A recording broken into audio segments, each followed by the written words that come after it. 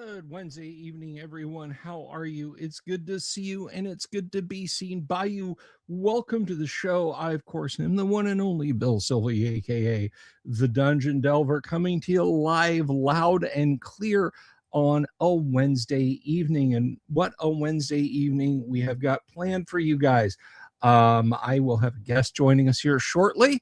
The one and only Mr. Matthew TAPP of Barrows and Borderlands. We're going to get his impressions on what he thought of his first Guac. We're going to talk to him about projects he's got going on and all that kind of cool stuff. So I'm looking forward to being in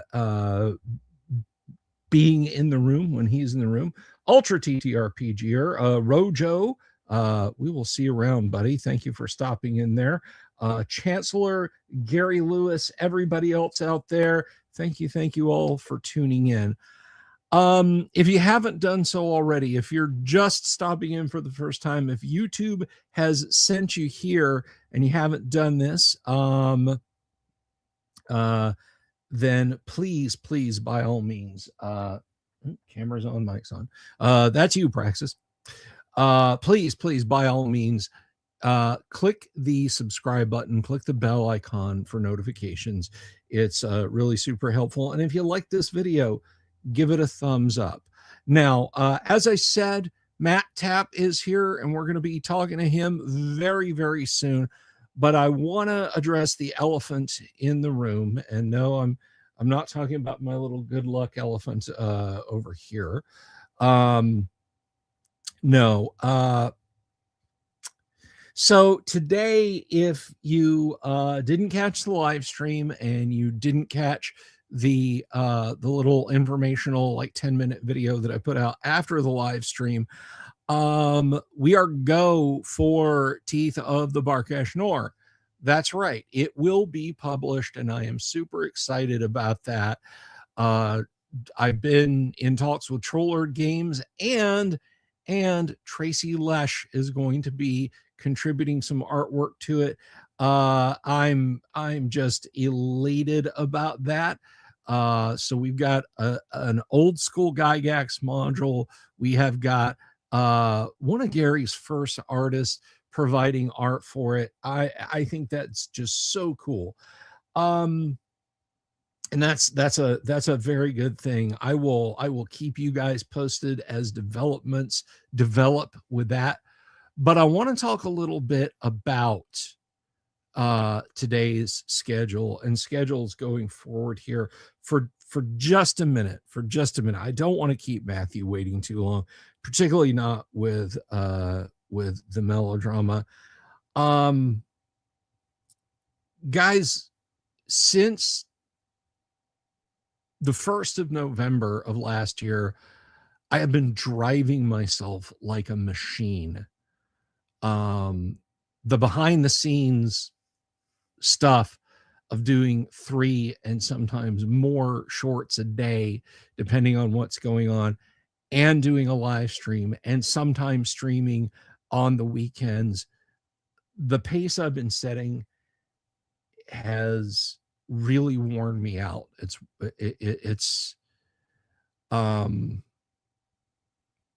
It's taken a lot of energy. It's taken a lot of energy. And now I'm not about to say, and that's why the show is in. It's nothing like that. But I do, now that I've reached 10,000 subscribers, we're almost at 10,120. I think it's 10,119 right now. But now that I'm at that point where I wanted to get, let me ask you something. Have you guys ever read the Stephen King book, The Long Walk? It is specific to the book. I'm going to spoil a little bit for you here. So if you don't want to hear this, mute me, open another YouTube tab, whatever. The end of the story has the surviving walker.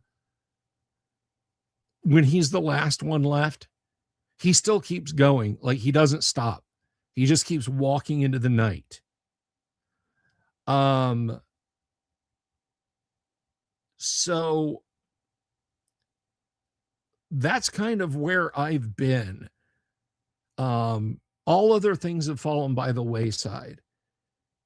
Getting 10,000 subscribers, doing 3 shorts a day, all of those things have fallen. I've accomplished those, and yet I wasn't stopping. And yet I'm walking past the point of exhaustion. And I made a decision today that, for the sake of my mental health, I'm cutting down on the content. I'm going to do 1 short a day. Yes, I'm going to see engagement on my channel drop. Okay. 3 shorts, about 2,000 views, is about 6,000 views a day, not counting the 30 or 40 views that I get on a live stream. So I'm going to see that drop off. I'm going to see subscriptions drop off because there will be fewer people deciding, like, if you don't like the short that I uploaded, but you'd like another one, you might not see that one till the next day, or you might not see it at all. So I'm taking a risk, but I got to do it because I would rather bring you guys quality than just cave in to this idea of just doing stuff by rote. Just like, you know, why am I doing 3 shorts today? Because I think I have 3 interesting factoids? No, because I have to do 3 shorts today. Because if I don't do 3 shorts today, I'll dip down on YouTube's radar a little bit. So let's make sure I do 3 shorts today. I might not want to do 3 shorts today. They might not be the most interesting shorts today, but by God, I'm going to do them if that means staying up till 1 o'clock in the morning and making sure they're recorded, or doing a mad scramble and ignoring everything in the morning to get them recorded and then having to babysit them throughout the day. I'm not doing that anymore. 10,000 and change of you folks have subscribed. I certainly want people to keep subscribing to the channel. I'm not going to beat myself to pieces anymore against it. So if you look and you see the notifications on the channel a little less frequently, I'm not getting muted by YouTube, nor have I quit. That's just how that is. A nice informational YouTube short every day. You guys won't drink with a fire hose. You'll just have a nice, refreshing, cool sip. And I think that I'll be able to bring you guys some great content. I'm still doing 5 nights of live streams. Still the Let's Play, still our guests, everything else. All that's still happening, guys. Nothing about the regular schedule has changed. The 3 shorts a day, that's been the outlier, not the regular. All right, that was the exception, that giant mountain of engagement from November to, well, yesterday. Thank you, Forgetful DM. I'm glad you liked it. So that's where I'm at. I hope you guys will stay on the merry-go-round. If you've just subscribed, there's no like, oh man, I'm just getting here and I missed all the fun. There's 450 or 500 YouTube shorts you can go get caught up on before you run out of fun. Trust me. So I just wanted to let you guys know that. I love you all. You guys know that. I have a great audience in you guys, and we're going to keep having a lot of fun together. Hopefully I can get my co-host back on the show, Kyle, the Viking Hat GM, to run some more games for us soon. If you're out there, Kyle, I love you, man. Hope to see you back on the show sometime soon. But you know what? I got somebody who's been waiting in the green room. He's been hogging all the peanuts and Coca-Cola. So I think it's about time we brought him out here on the stage. Everybody, please, I want to welcome a dude who is responsible for so many awesome projects. It is always a joy to have him here. He was in the trenches running games at the Guac, and it was really fantastic. So we're going to talk to him about the stuff that he did at the Guac. I want his impressions. So without further ado, because God knows there's been enough of that, everybody please put your hands together for Matthew TAPP, creator of Barrows and Borderlands. Matthew! Hey, how you doing? I'm doing all right, man. Yeah, I'm glad to be on tonight. This was a fun impromptu one as well. Which is awesome. I was just like, you know what? You get in here. You know, Scorpion, get over here. Oh, it wound up being perfect time. I mean, I'm in a little bit of a different environment this time over at my folks' house, and decided to be out of town for a little, which is always good. Don't worry, I got all the orders out in the mail before I did that. Of course. Hey, man, you got any more of them wood grain boxes? You should have a package on the way, you know. I did get the 5, so I do appreciate that. Thank you very much. Awesome. Maybe I can, I don't know, maybe I can trade what's her name over at the box store, like send her a cheesecake on dry ice and cheesecake on dry ice too.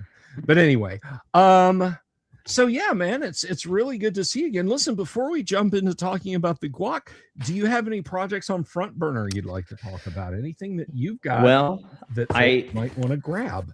I did just finish, and it's now on print, the radioactive. Here, I can turn off my little radioactive Tougaloo, which has some more fun stuff in it. A new dungeon level for Selmathea, and some more hex locations, mech fighting, a lot of the weird stuff. I went a little bit weird with this one, having fun with it, and other than that, right now I'm in writing mode. So we've got a couple adventure modules on the way. That's my main focus right now, is fun little adventures. Excellent, man. That's fantastic. Of course, all this for Barrows and Borderland in that delicious old school format, digest format, I'm guessing. Oh yeah. I if anybody has Dracula in Space, you'll be pretty familiar with the format size. And on a little bit of a sandbox adventure, which will be kind of fun. Maybe a little bit of war happening, and then a couple more dungeons, and then of course 3 Galoo. It's already I've already got a bunch of notes for it, but and 3 Galoo, I'm going to be talking a little bit more historically, playing around with some ideas and some weird Arnisonianisms, if you will. We've been doing some playtesting in a different world that's very Viking age. You know, I run a lot of science fantasy, so we were mixing it up a bit, and so now we're in the 300s, and everybody's Anglo-Saxons and Vikings, and having fun with that. But right on. Well, there was actually a I'm trying to think. Was it Poul Anderson, I think, wrote a time traveling story about a soldier that went, he got transported to Viking times and was like, he was in military police, and he tried to explain his role. Like, yeah, I'm there to stop, soldiers from fighting each other. And they were like, why would you do that? Why would you do that? That is the most ridiculous sounding job in the world. I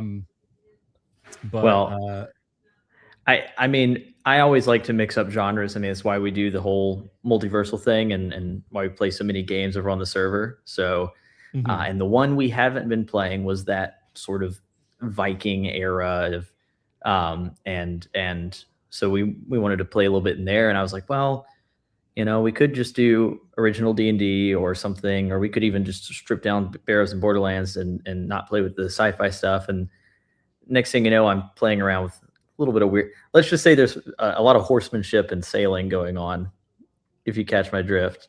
But I think so. And that'll be a little fun one to put in the appendix of 3 Galoo, sort of a 1-page rules for running Vikings and stuff. And but other than that, I'm still working on that giant mega dungeon, the Dungeon of the Fell Lord, which I ran at Guac, which was a lot of fun. I ran some of the first level, and then I also ran some of the dungeon level from 2 Galoo during Guac. So I had like a main game and then a pickup game that Sunday. So that was a lot of fun. Yeah, that was nice. And man, I really appreciate you stepping up and running stuff at the Guac. I feel like it's so hard to keep track of numbers because people just come and go on the server. So it's not like I have a front gate where people are taking tickets. But I feel like we've had larger ones in terms of participants, but I don't know. I kind of feel like in terms of success, this was the best so far. Was this a first one you'd been to, or did you participate in a previous one? This was the first Guac that I've been to.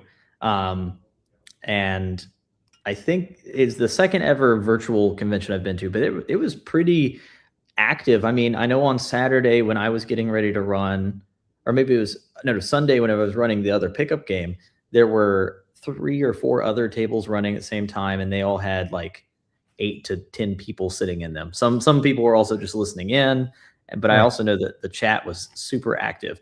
And I think a few of the players that played in my table have joined the Game of Games and played around with us more since then. So yeah, very fun. That's excellent, man. That's excellent. Yeah. We had a good crowd.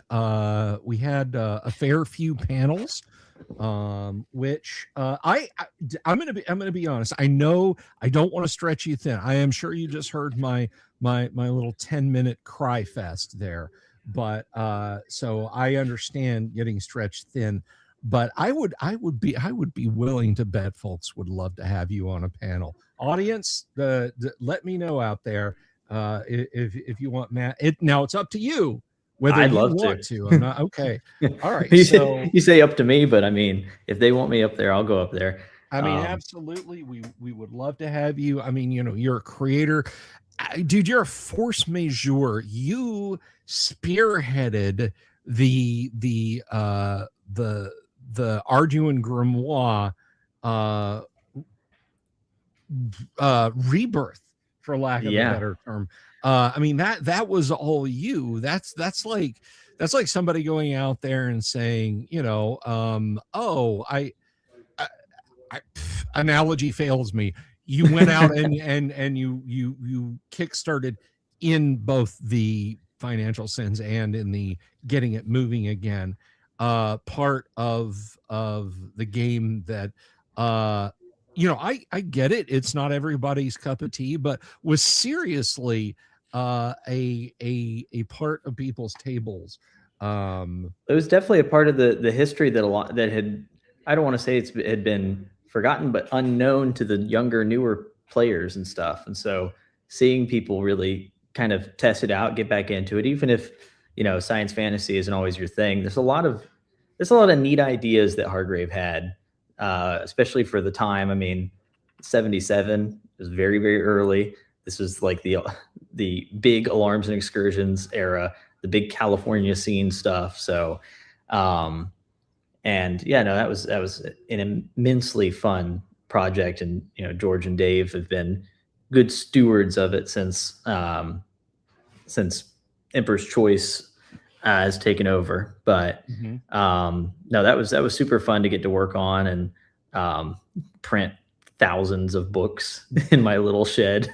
So, well, I definitely think having you on as a panelist next year is gonna be a thing to do. So I'm looking forward to that. So yeah, I'm really glad you like the guac. Did you how'd you do in terms of crowd? Like how many do you think Yeah. you had? I think at one point, I think I had 8 for my first game, maybe 7. It was a sizable amount for online. The pickup game on Sunday, I want to say I had about 6, which is a great size for going in that dungeon. Mhm.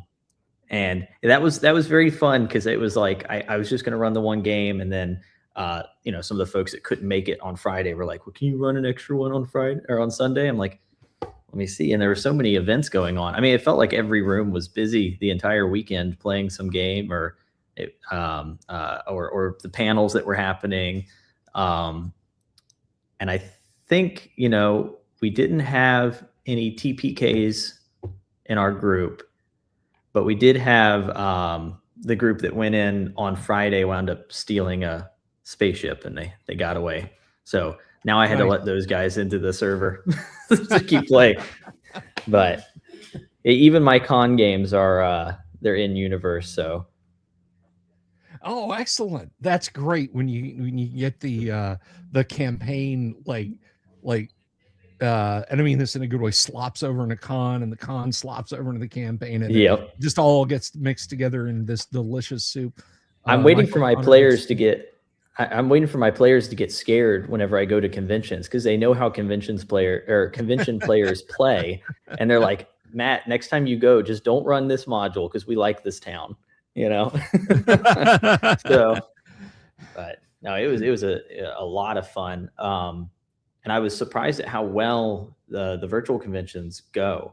I mean, I know I run a lot of my games online, but I was very curious to see, scheduling and seeing how basically pushing the limits of how many voice channels could be active at once on Discord was fun to see. Yeah, I honestly I added a 10th. I think well, I mean, so there was the auction channel and then I did 10 under that. So that's 11. Um I'm sure there's a way to do more, but yeah, it was pretty it was pretty easy. Like I said, I do wish there were a way that I, as the con organizer, could better track.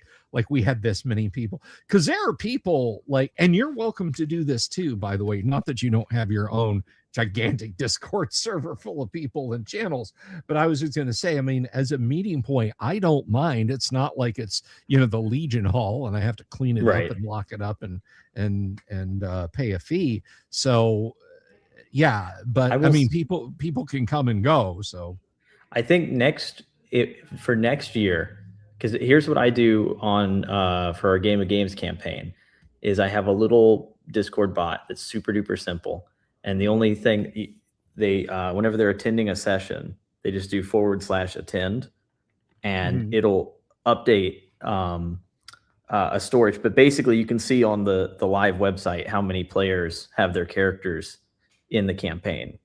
So I bet you there's something we could set up like that. So when they join the server, it'll just list how many people played in a game on even if it's just a spreadsheet. So you know how many books came, Yeah.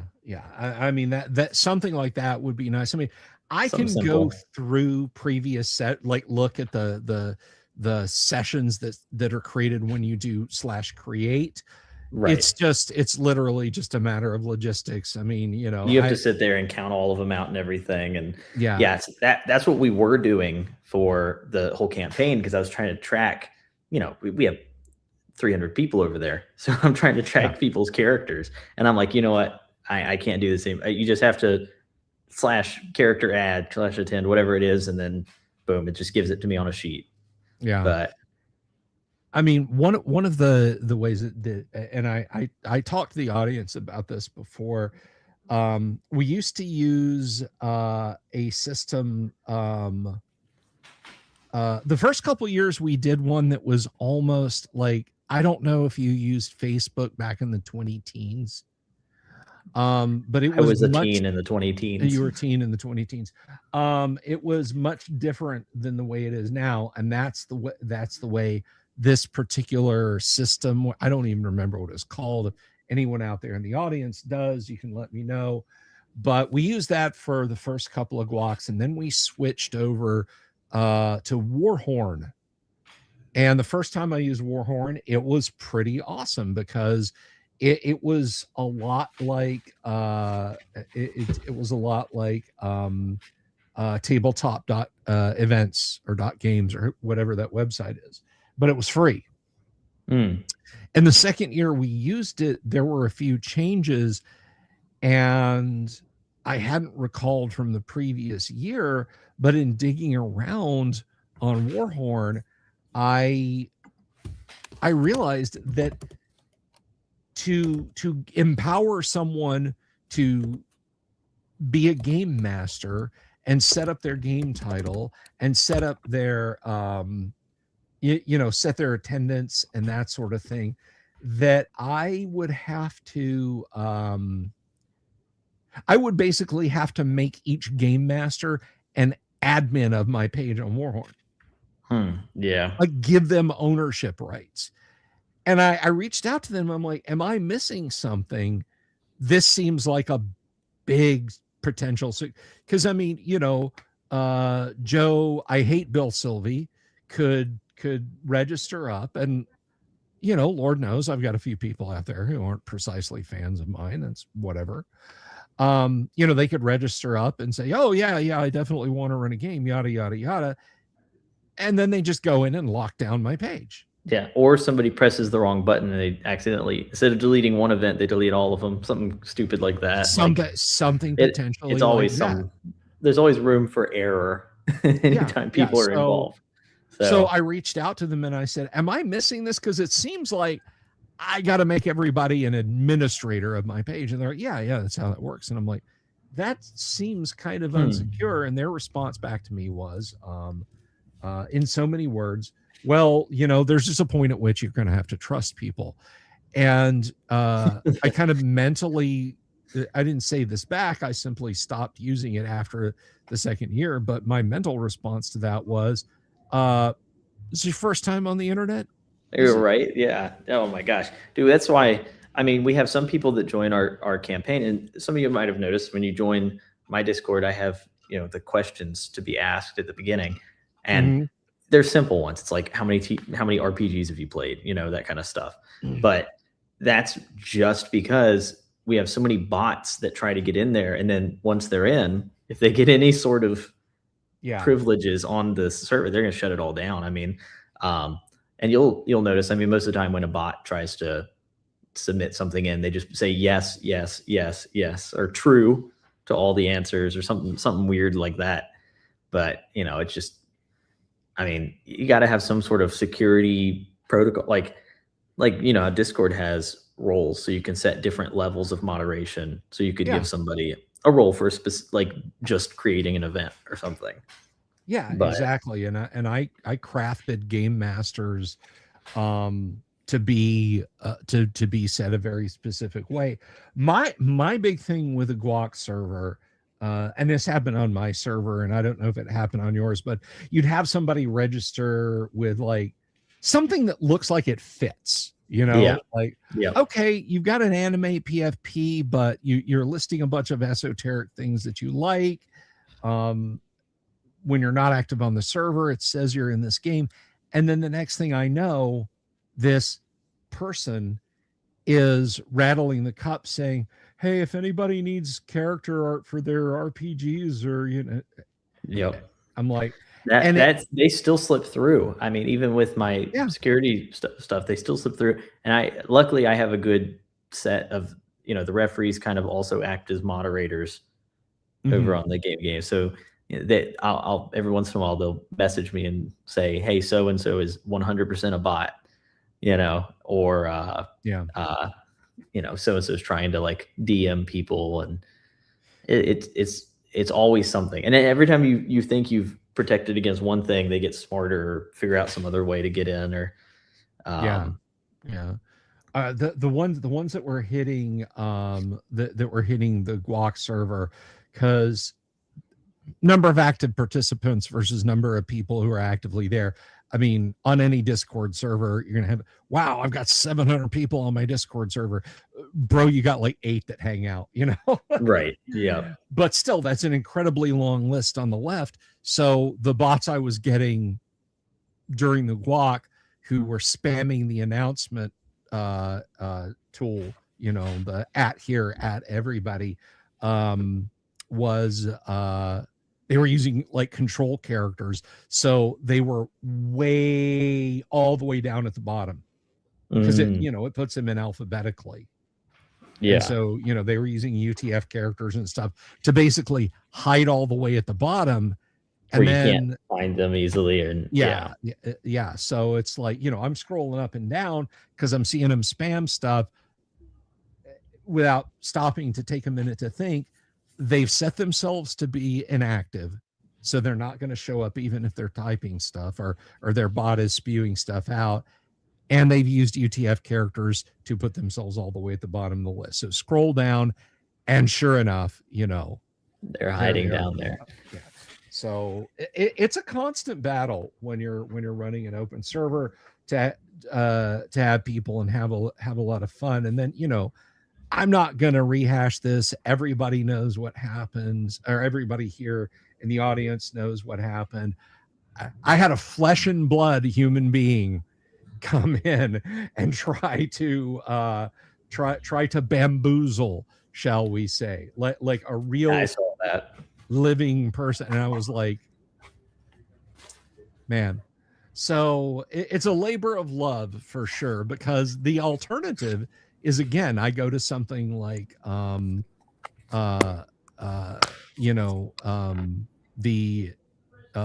events website, and they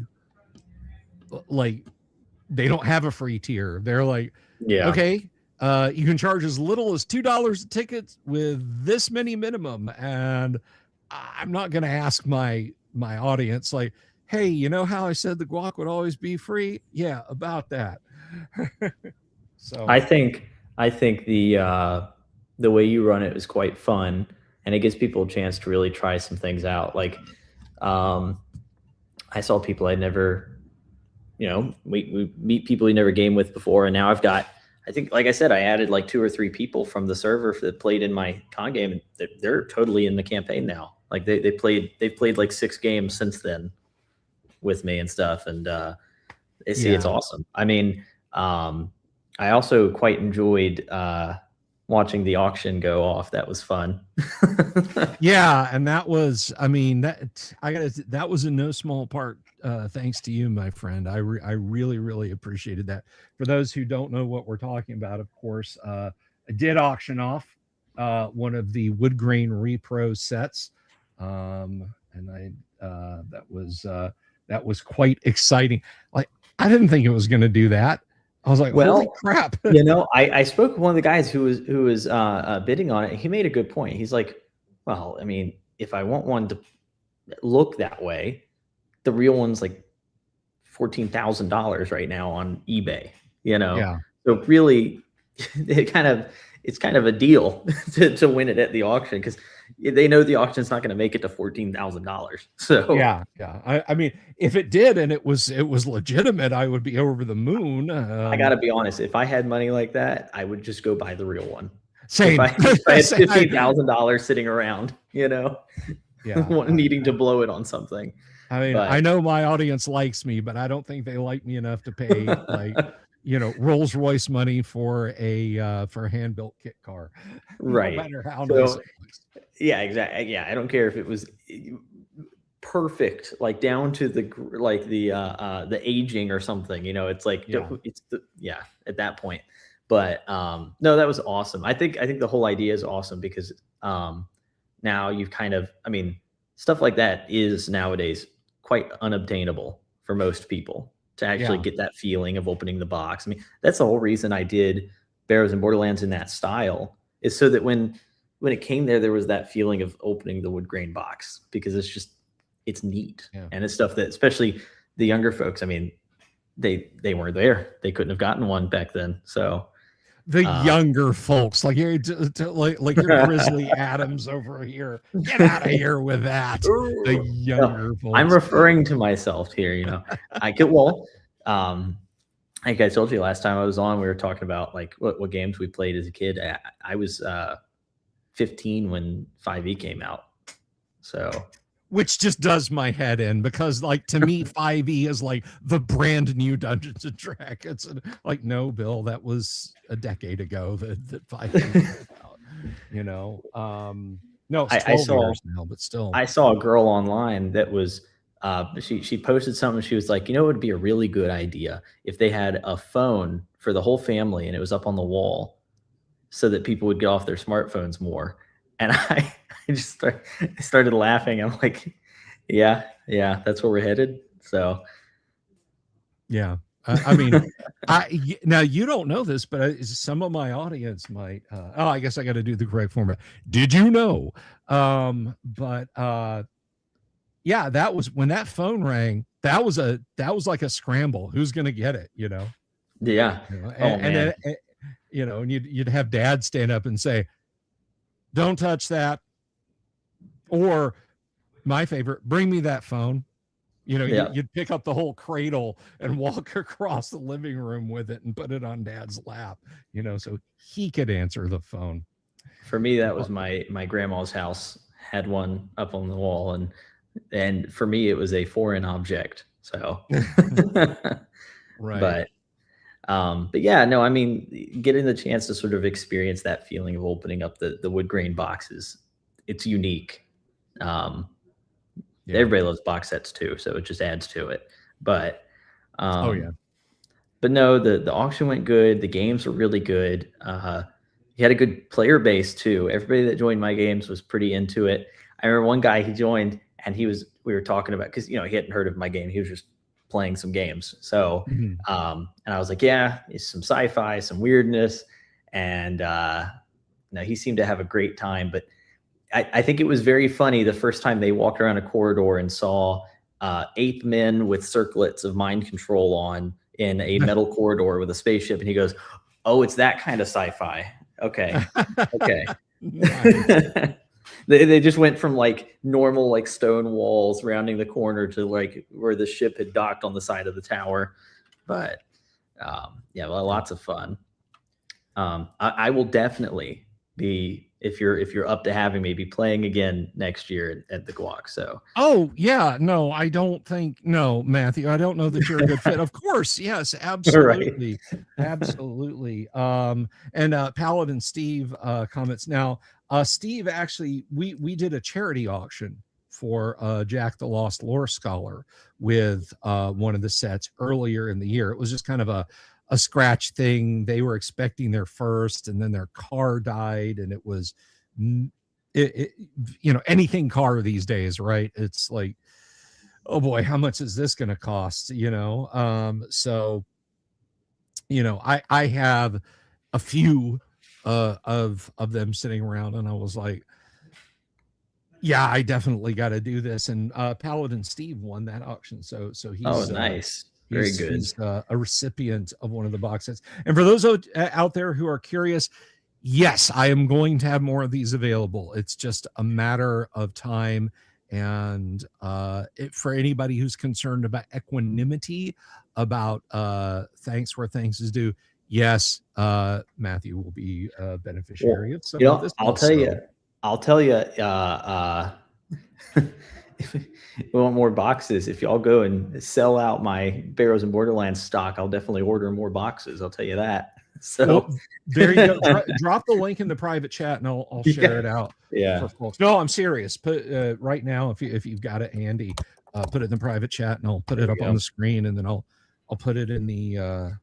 Yeah, here we go. Well, that's sort of the. I mean, because you know, with those things, which. Funny enough, I was also at DaveCon recently, and I ran into one of the guys that had gotten my first printing of Barrows and Borderlands whenever I was still hand making the boxes, and there were only like 30 of those that I did. And those handmade boxes were terrible. for lack of a better word. I sought down everybody that got one. As soon as I sold them, I had just enough to buy these better boxes, and I went to all those first printings. I was like, take this.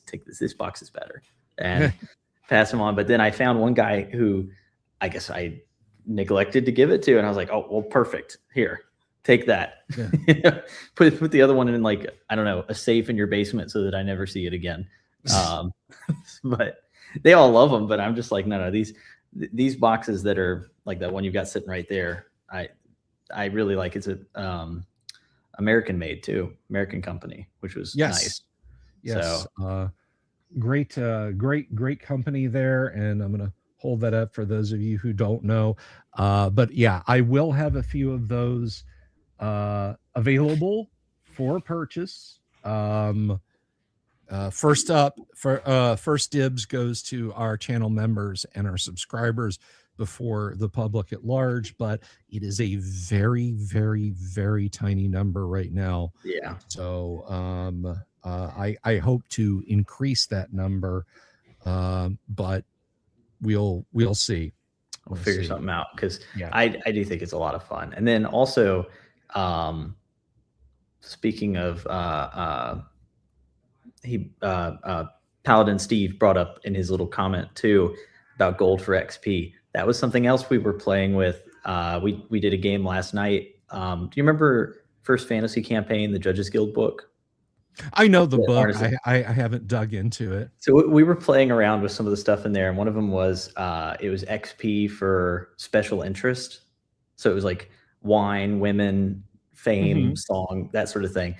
That was a lot of fun to play around with in, I brought up earlier, doing like Viking era stuff, because it wound up making it so that the characters to level up, they needed to host a longhouse party and hire a bunch of women and booze and stuff, and then boast about their great adventures. It was very fun, very fun. I don't know if I'd use it all the time, because it was a little one more thing to track, you know, as they do with games, but it was fun for that sort of setting. Just as a side, I was just thinking about it when I saw his comment. Oh, no. I think that's great. Yeah, and I'm not one of those. I don't get fussed about things, because it's kind of funny, because there's so much that people can accept out of their game. Like, I'm 18 and I can literally violate space-time causality. I can tell thermodynamics to go take a hike. I can do things that would drive scientists, 20th century Earth, real world scientists, insane. Okay, cool. You've gotten 1,000 gold pieces. That equates to 1,000 experience pieces and elevates your education. What? That's crazy talk. Are you nuts? That's bonkers. How does that make any sense? And I'm like, you've got what? It's a game rule. Let it be a game rule. That's one of those things where, and it makes me very happy that I have the referees and playtesters that I do have over on the server, because I will go and I'll think of something fun that I think, oh, that'd be a cool one for one of the Boogaloo books or something, like a little musing to go in there. And then I play it with them, and they're like, why would I ever want to track that? You know, it's like one more thing for me to do. I'm like, okay, yeah, that makes sense. Yeah, that's why this why it is the way it is, because it is a game. Also, like there are certain concessions to be made.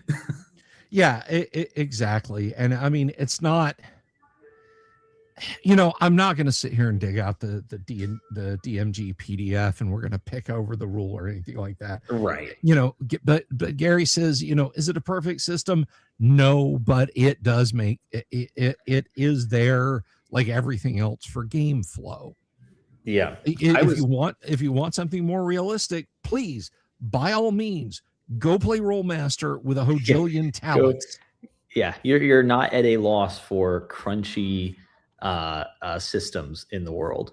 But that's another one that I got into a conversation recently with, I think it was Griff over on X, and he was posting this little comment from what was it, Europa magazine that Gary Okay. was talking in, and I was it reminded me of reading through some of Gary's comments in that magazine list, and one of the things he brought up was that one of the reasons that he enjoys playing and stuff like Arneson's game is that he doesn't know what's about to happen, and then because everybody's running it slightly different or whatever it is, but then he goes and sticks to his guns on why he wrote certain things the way he did in his game because it is, it to each their own. You might want to find a player that wants to go play spreadsheet simulator all day versus another guy that he wants to just show up as Conan with his sword and play for an hour as simply as possible. So but that's that's what's so good about all the games out there. Anybody can play whatever they want. Exactly. And that is something, I saw this. I posted a YouTube short the other day, and I don't even what it was about. Was it about armor class? I don't remember what it was, but all of the comments, no, I shouldn't qualify it like that, but so many of the comments underneath were like, I never do that. I do this. We never did that. We ignored that. I don't do that. And I'm like, do you want to play AD&D or not? It's like, and I mean, I get it saying, you know what? I just, unless it's something super rare, I just don't bother with spell components. Disintegrate, a pinch of dust. Are you sure your magic user has a pinch of dust? I pick something up off the floor, it's like, yeah.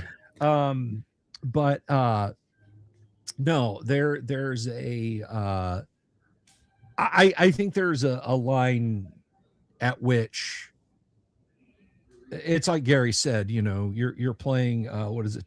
Dungeons and Badgers at some point, Well,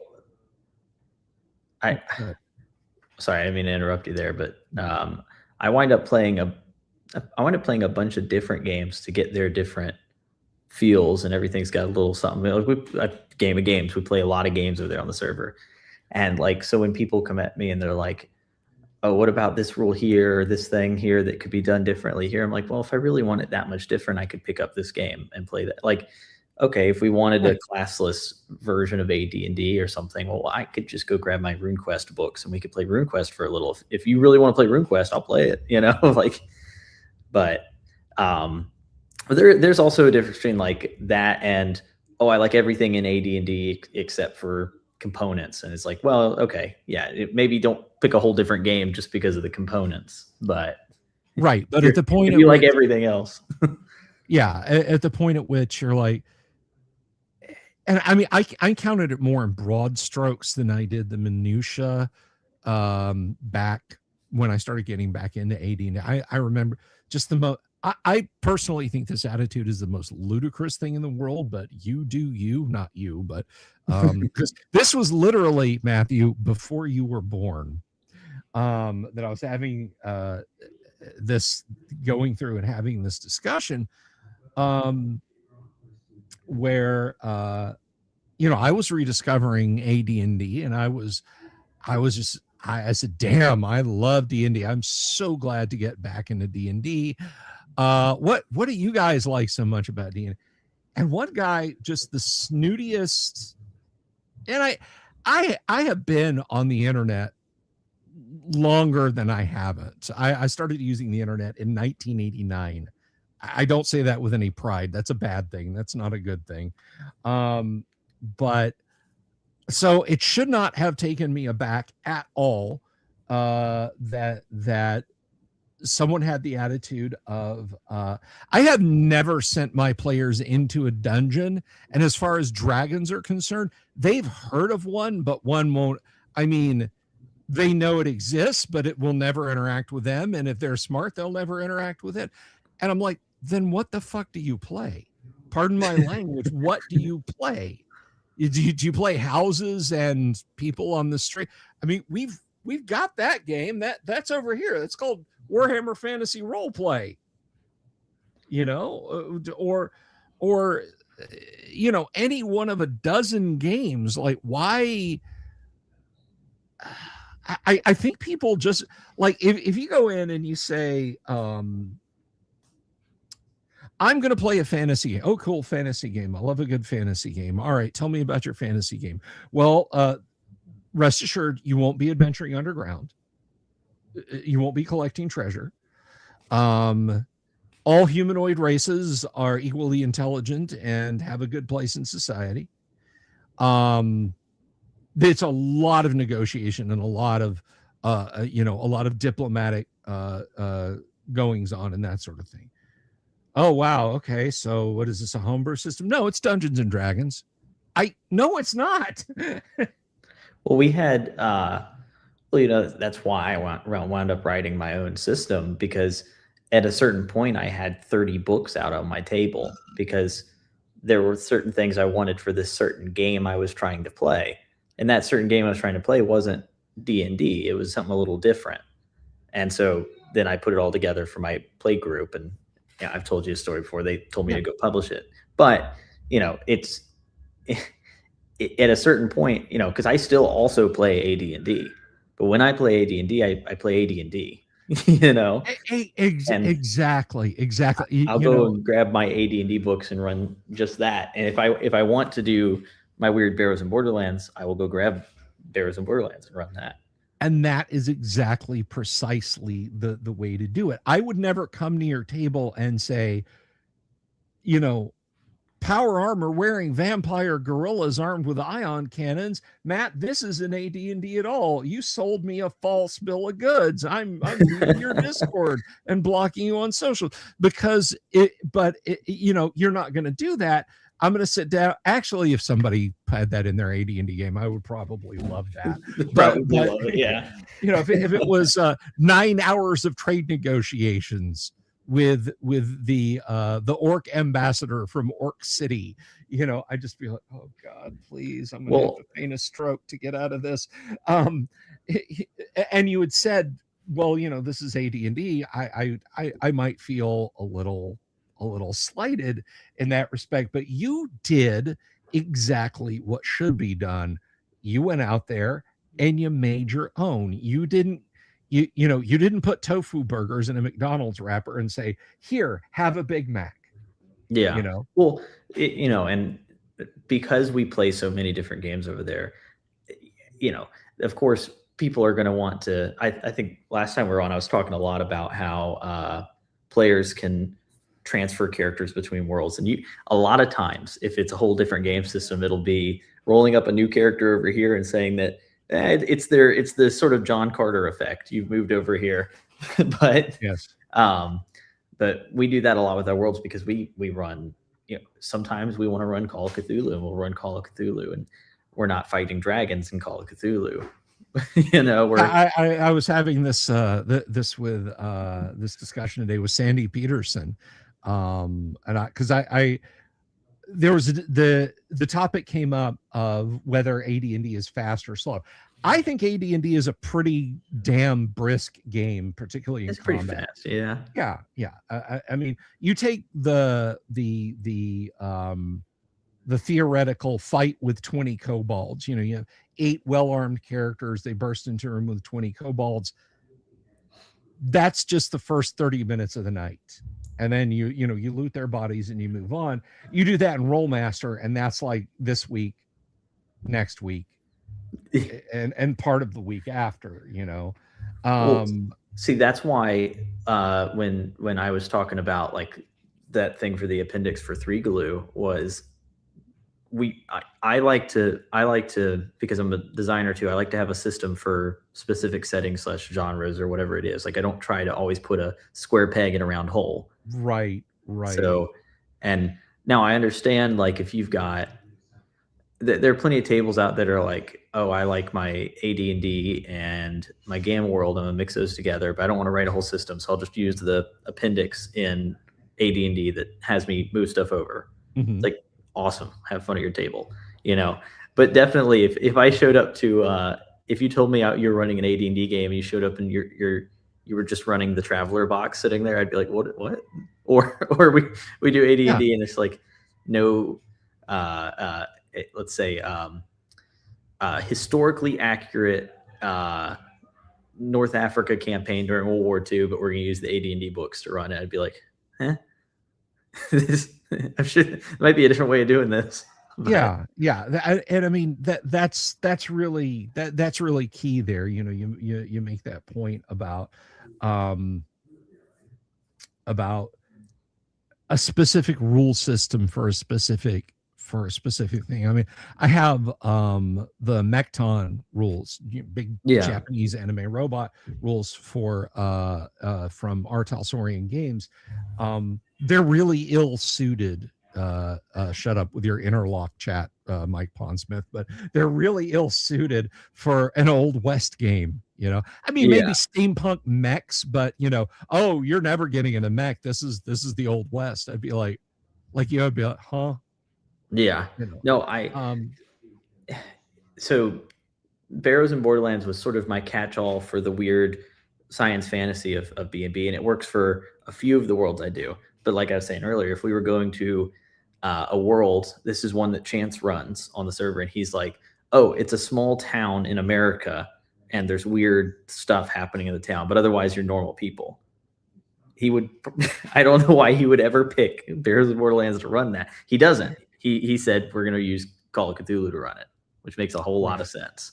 So same goes for, you know, it depends on what flavor we're going, because like the spaceship combat that we would do in Barrows and Borderlands would be almost Buck Rogery space combat, versus if you told me you wanted to run hard sci-fi and we were like engineers on a ship or something, I'd probably go grab my Traveler books and try and run, use those, because it makes a whole lot more sense for where it's the right tool for the right job.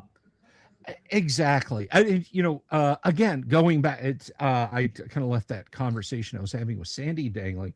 I was making the comment, like, here's how you can make sure that AD&D combat makes its brisk pace. And I talked about a few things, and then somebody else came in, one of the Japanese TTRPGers. Hasn't that been so cool? That has been really fun. I've noticed that has been so much fun interacting with Japanese TTRPGers on X now. But I met a random guy that has a copy of Barrows and Borderlands. We were talking about it on there. I'm like, I had no clue. You know, like, I knew cool. Some had gone over there, but that was neat. That was a neat run in. That is too cool. So yeah. But the discussion about running, about DMing AD&D combat, and I said, here's 4 ways you can make it easier. And one of the things was, as a DM, you don't, like, the key to being an adversarial DM is to not make yourself the final boss of the campaign. Yeah. Being an adversarial DM is a good thing for the players and for the DM. But when you step over that line and you're like, I am the final boss, you must defeat me, that's a bit much. And to be even handed, and ultimately a fair arbiter of the rules, a fair arbiter. And Sandy jumped in and said, fair. I was like, oh, no. I'm talking about AD&D, Sandy. When I'm playing Call of Cthulhu, I will smash the players with the Lake Okeechobee-sized pseudopod. Well, so I think about it, because I'm also a board gamer, and my friends and I play a lot of board games too, in addition to playing role-playing games. And it would be like if I said, hey, Dungeon Delver, I've got myself this awesome board game club, right? And we're going to play Monopoly tonight. And then next week, we're going to play a game focused on, World War II conquering Europe, okay? But then you show up and I go, well, we're going to use the Monopoly board to run it. And we're going to run Monopoly rules and everything from Monopoly. But it'll be, we'll force it into being a World War II conquest game. And you'd look at me kind of weird and probably ask why we weren't playing something like diplomacy, like, what are we doing tonight? It's I think about it the same way. It's like, okay, do I want to play Monopoly for everything? No. That's why they're different board games. No. and like I hope I don't wind up on your unfriend list or anything like this, but like I have never ever had any desire to play any flavor of Catan. I have yet to play Catan. We no. play a lot of other different board games than Catan, but People are like, "Oh, we're doing Catan. Do you want to come over?" And I'm like, "Chris Catan from Saturday Night Live. He's pretty funny." But no, I just take one look at it and I'm like, "Where's Powered Armor Assault Troops of Catan?" You know, where's so we. It's funny. Where's Dungeons of Catan? You know, but that goes back to what I'm saying is I wouldn't want people to try and shoehorn that in. It's like, okay, Bill, we're going to play Dungeons of Catan. Oh, this is cool. All right, your character has to trade for straw, and he needs somebody who has pitch to make a torch. I'm like, oh, get out of here! You just try to see me playing Catan. That's why, you know, that's where the sort of game of games concept comes from is we had situations come up in game where like, well, why don't we for this thing, why don't we just play this game to run it? So for example, I mean, I don't know if it's ever happened at your table, but disarming a nuclear bomb. And well, why don't we pull out the Jenga tower and pull pieces off of it? And if it falls, you guys failed and the bomb goes off, but you need to get X number of pieces out of it or something like that. Or you have, a good example is in our game, we have like the starting town area and the dungeons right there in the town, kind of Diablo style. And I've got a few dungeons lined up, but one of them, I just call it the Dungeons of Magiri. And so when players go in there, we're just playing the dungeon board game. And if you make it out, you get to keep the treasure. And so, but you know, it's the right tool for the right job kind of thing. Like, oh, your characters have entered space and your magic isn't working. Okay, well maybe I'll play. Hey, we're playing Traveler now, you know, or something like that. Recently, we were talking about playing. What was that one called? Trying out Mothership with some of the players wanted to try it out, and I have a copy, so we were gonna run some of that too. But I don't know. I think that's the best way to put it is tool for the job. So depending on what you're wanting to actually play. Yeah. So, I know.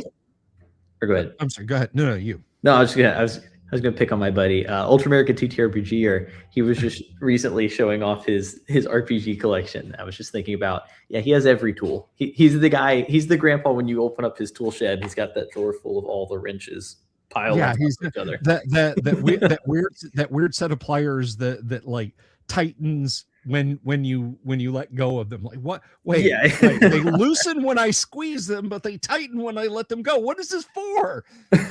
and he just looks at you and say, when it happens, you'll know. Yeah, I've got this piece of wood that fits perfectly on this piece of wood, and I've saved it for 30 years. And by golly, he's going to use it for something one day. When it happens, you'll know. Right. But no, I'm a bit like that. See, I think there's edge cases. Like I wrote, unfortunately, the gaming group that wanted to try it out, we kind of drifted apart, but I like kit bashed BattleTech into working as a Macross, a Robotech game. Mm-hmm. You know, that's a lot more heroic. BattleTech is like slow, ponderously stomping towards your enemy, unleashing plasma bolts and missiles, and you know, oh, my arm's blown off. I'll get to you in 5 minutes and punch you. You know, it's not. It is a very ponderously slow thing. When you talk about Japanese animation, something like Macross / Robotech, it's kung fu and giant mechs. There's a few adjustments you can make to BattleTech to make it do that.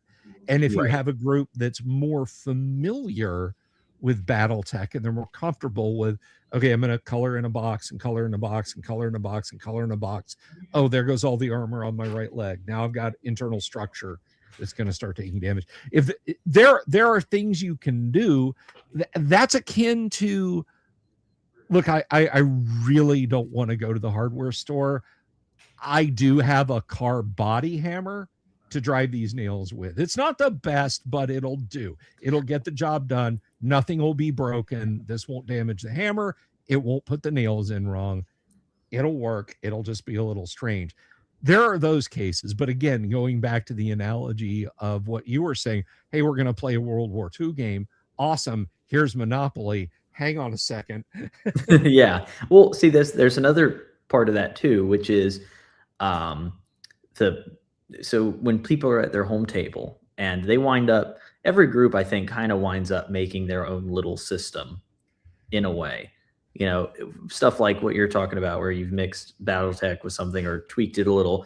And I see that, like, you know, also your grandpa has some tool that didn't exist before he welded it together, you know, or something like that. And there's always that one in the shed. And it's like, oh, this is his favorite tool. He tries to use it as much as he can, but that's what happens at their tables, is they've got this mixed game, and it's really its own system that they've kind of thrown together just for their group. And I think stuff like that is awesome too. But yeah, the arguments about like, well, this wasn't done this way or this wasn't done that way, or in old RPGs are kind of like, well, my screwdriver that I've attached a power drill to doesn't hand crank. Well, yeah, because you've attached a power drill to it, and now it's a new new tool. Now it's a power drill or a power screwdriver. So yeah, exactly. Dremeling the shaft off of your screwdriver and putting it in a drill chuck. That's, you know. Yeah, right. Or yeah. So, but you know, it's one of those things. It just, there's also the part of it where colloquially the community just kind of refers to D&D as being fantasy gaming in general, you know. Yeah, that also happens. So but no, I've definitely been, I'm a bit of a lurker on X when it comes to the online arguments. I like watching them and not interacting with them. So yeah, I've just, you know, I find, hey, Dan Tesh, good to see you. This is the interview I mentioned on Discord. Yes, it is. Yes. But so what I've done to preserve my sanity is to go back and to resurrect a little bit of online persona from back like in the early, like, turn of the century days when I was the dungeon delver. I was like just a snooty one-y supremacist, you know. I wouldn't edition war with you. I would just say, you have my pity. You play new Dungeons and Dragons. Dude, I play second edition. I play the books that came out in 1989. Yes, new Dungeons and Dragons. You have my pity. So I find that staying out of arguments, firmly tongue in cheek. I want to add that. Like, I don't. Yeah.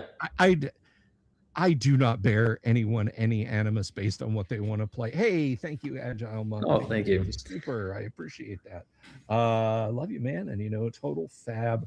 Probably meant fan, but fab is cool too. Fabulous of your efforts. Well, thank you, Agile Monk, for the sawbuck. I do appreciate that. Agile Monk, I'm a total fab of you too. Yeah, you ever want to screw with somebody after they drop a super? Don't highlight it and just say, "Oh my God, $500! That's amazing!" just the panic that sets in. What did I do? I saw RPG Grandma and they're talking about Star Frontiers. Now that's one I have, but I haven't played yet. So maybe one day I'll have to coax somebody into running it for me. Well, if you twist my arm, maybe one of these days that would be fun. I've been wanting to play it. I have Nighthawks, and I have the what they later called it Alpha Dawn, but it's basically Star Frontiers and Nighthawks, because some genius at TSR said, let's release a science fiction game with no ship-to-ship combat rules. Oh, you know what we really need to play a game of? That one we found the other day. Yes. So what Matt's talking about, my Spider-Man #1. No, I shouldn't give it that. My Herculoids #1 quest for tabletop RPGs was this absolutely weird game called Realm of Yomi. And with all respect to the late Jim Ward, Realm of Yomi lapped Gamma World 3 times in the which is the weirdest science fantasy RPG category. And it's one of It those has things like this. it has Walter Cronkite as a zombie overlord. Yes, it has Walter Cronkite as a zombie overlord. This is a game that was thought up by a bunch of people sitting around a coffee table with a Zenith color console TV, possibly even Magnavox, stuck in the front of the living room while the CBS Evening News blathered away, and they just furiously taking notes on stuff.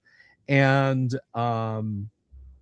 there's by the way, Dantesh, thank you so much for the 5 gifted memberships. I really appreciate that. Dan's the one that started playing in my games after Guac. Excellent. Came over and started playing with us.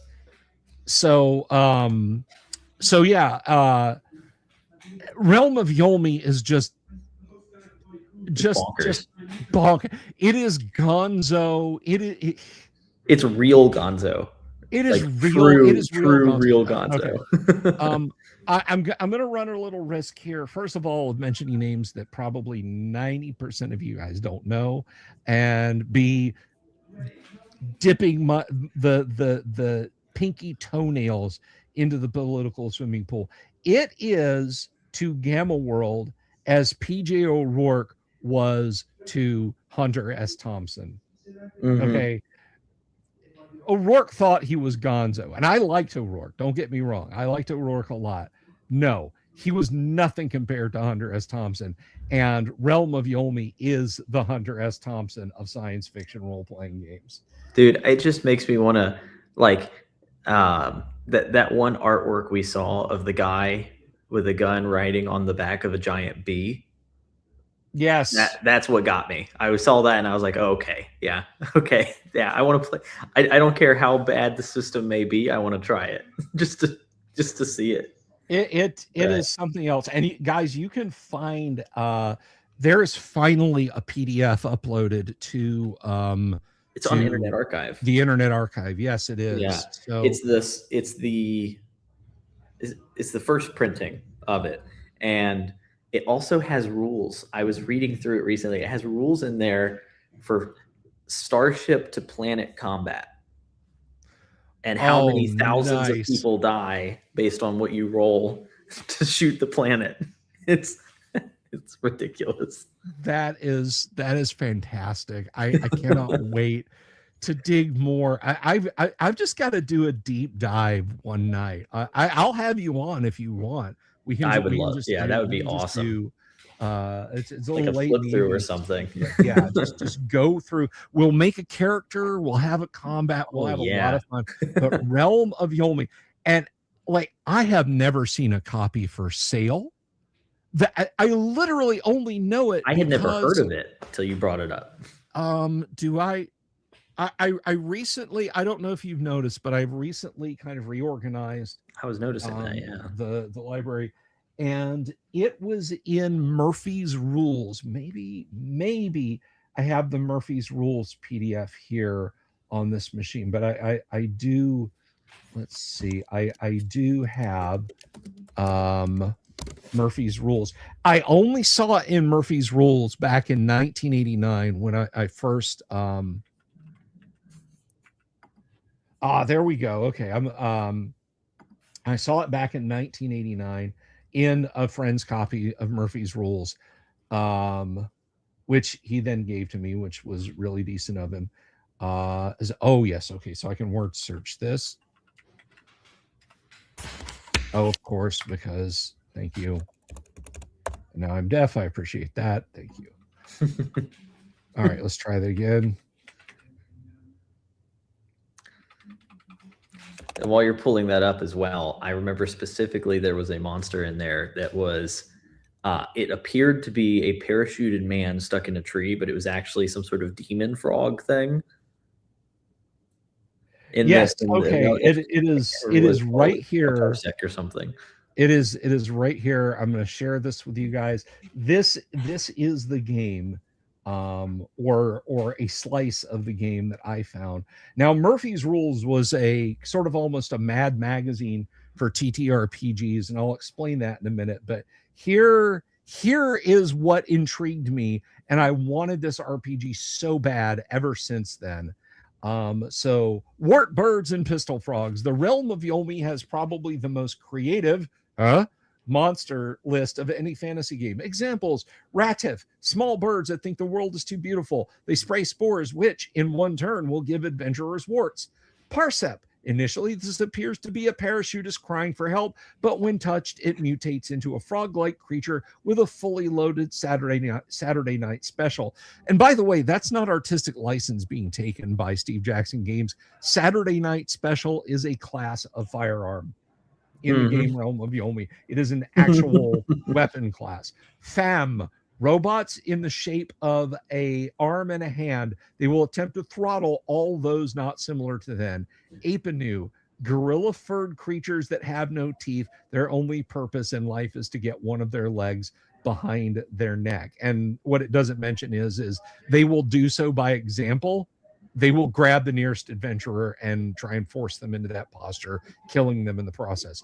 That was Realm of Yomi. I saw this and was like, I've got to get a copy. I've got to get a copy. And I could never find it. Matt and I were sitting talking one night. He's like, let me check something. And, you know, it kind of came and went in terms of, my ear trumpet with another gift. Thank you. Oh, awesome. But there was like it would sometimes I would go, oh, I've got to have this, and then I'd Google it, I'd dig around for it. I even looked in certain websites that are now gone. I won't mention them. And I could never find it. I asked on Usenet back when people used to swap binary files over text on Usenet. Nobody had it. And so Matt and I are talking the other night, and he said, I wonder, bam, he goes on to Internet Archive, which I had not looked for it there. I hadn't looked on the internet for it in years, and it just pops right up. I will tell you too, I'm pretty sure that it was just a perfect timing sort of thing as well, because if I'm not mistaken, it had just been uploaded to Internet Archive like a year before we found it on there. Like it had just then been uploaded. So if we had looked any other time, it wouldn't have shown up. Some nice guy went and I guess scanned it all in and put it on Internet Archive. But now the only one we still can't find is the second edition, which I found some notes on that, and they basically just said it's the same thing but cleaned up, and they added a bunch of art and made it look better, which is also cool. But you know, it's the same thing. Yeah. Now I also know, the one that we found seemed pretty complete, but it says that there's a missing page, but it is not a missing page. They actually mistyped the page number when they made the game. So it goes from like 37, or it goes from 36 to 38 or something like that. And I dug into it a little bit, and that was on purpose, or not on purpose, but it wasn't a missed page. So okay. All right. There's the link, guys. Now, I will again, and as always, I will reiterate what I say. When we are talking about unobtainium, you know, a pastel ghost tower of Inverness, the hand-typed, mimeographed Lost Caverns of Sojkamp, deities and demigods with Elric and Cthulhu, things like that are completely unobtainium. Yes, I will share alternative sources to download them, because they're no longer in print. They're no longer being offered in any fashion. Now, if Ken Black pops up and says, wait a minute, people like this? No, that's my game. I want to make money with that again. Then you better believe it that I will stop disseminating this, and I will do everything I can to help Mr. Black start making a buck off of this. And I don't care if Wizards of the Coast says, hey, guess what? We're Hasbro's writing a check to Chaosium and to Michael Moorcock. We're printing an unexpurgated deities and demigods. I'll stop sharing that PDF. I will stop. Because then it's no longer unobtainium. Exactly. So, it is someone's property. That's I've noticed that a bunch too with a lot of these old games. It usually boils down to it being some sort of licensing thing. Oh, we just can't do it anymore because of this, and like with deities and demigods missing the Elric and Cthulhu, which is a shame because it's awesome. But it is a fantastic work. I absolutely love that one. And I tell people, look, go to the Internet Archive, find the near perfect scan of it, and get yourself a nice softbound copy. I get it if you want a hardback version. You could probably pay for that too, but don't suffer. Don't think, well, one day if I ever have $500 or whatever they're costing, because I've had 14 copies of deities and demigods unexpurgated, so it's not terribly hard to get your hands on. Yeah. Well, there's a few titles like that. Now I know we were talking earlier about right tools for the job and different games. You brought up some running cowboy games or whatever. How much Boot Hill have you played, per chance? None. I was going to play in some that Joe K was going to run, Joe Kaufman, and I literally did not have the time to get into anybody's games this year. I felt that's another one we'll play together at some point. I'm also big now. I like second edition Boot Hill, but regardless, that's another good one. We got to play. We got a few games that you and I need to play together at some point. Unquestionably. And maybe I'll also run some of those over at next year's Guac. I'll have a whole weekend of nothing but okay. Call of Cthulhu. Now it's Boot Hill. Now it's Star Frontiers. Now it's Realm of Yomi. Absolutely, gonna do it old school style, like a couple high school kids, just like, hey, it's Friday. We're not gonna stop gaming till Monday. Right. Oh my gosh, that one year we did. Now this was also when I was in high school and I had a little bit more time, but it was like a New Year's thing, and all my buddies were over and we played D&D for 3 days straight. We took breaks to go to the bathroom and get food, and maybe the con would just turn into that again if I can make sure I have the days to not have to do anything else. I'll have to bribe the fiance, of course, or something. Course. Yeah, that takes quarter. I am not going to be flipping through YouTube in 3 or 4 years and hear one of those D&D or TTRPG horror story narration channels start talking about something and then look up and go, wait a minute, they're talking about my con or my table. Our dungeon master was an okay guy, I guess. He ran first edition AD&D. He said he actually worked with Gary Gygax, but I don't know if he was putting us on. Anyway, I thought it would be a good game, but then it started to suck. I don't want that to happen. Dude, well, now I do have a little bit of benefit because my fiance also does game as well. So, and she's a big gamer. I had wondered about that. So she's a gamer gal, yeah? Yeah, she is. And I get in a lot of nights sleeping on the couch when I kill her character because I'm fair. But, it is what it is. But no, she games a lot. She usually prefers to play the in-person games though, because she isn't fully virtual. But now I will say I once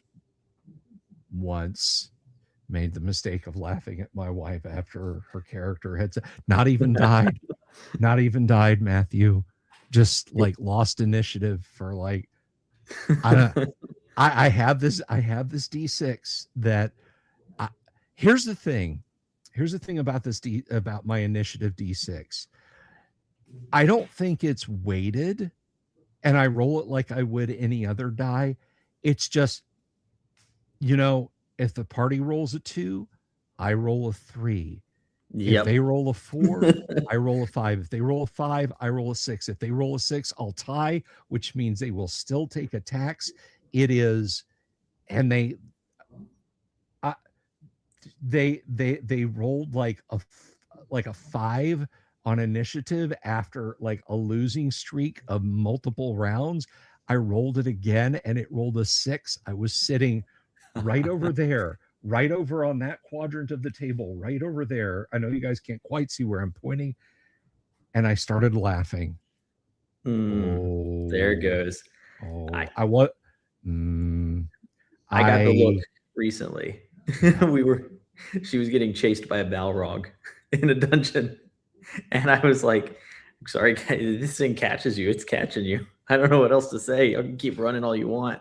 And I laughed a little and I was like, oh, go ahead and get the wallet ready to go get some flowers or something. Or yeah. Like, let me just pick you up a Cadbury bar and a little Bud vase. Right. Yeah. I'm gonna, oh no, this is the Whitman sampler and full. Gotcha. Okay. Yeah. Oh man. It hit you twice in a row. But no, now, yeah. See, you're lucky because Mrs. the Dungeon Delver, she did game with us for a long time and then decided that it was fun, but I'm done. So, don't game with her anymore. But I do have a lot of games, and she appreciates it. She thinks it's very cool. She thinks it's very neat.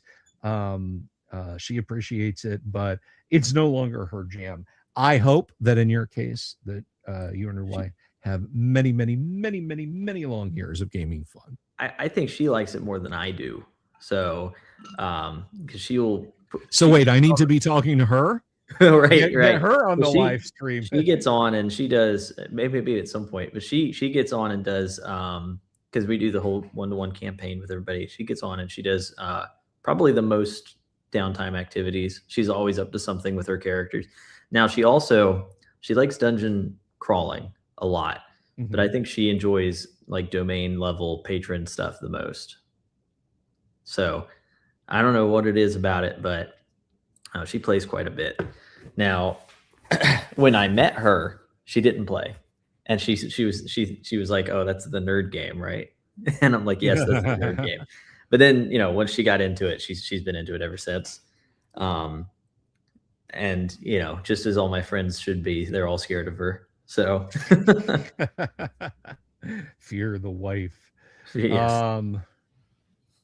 Let's see. Dantesh says, I wish I could get my wife to try gaming. She tried once online in Roll20 and she fell asleep. She was so, oh man, that's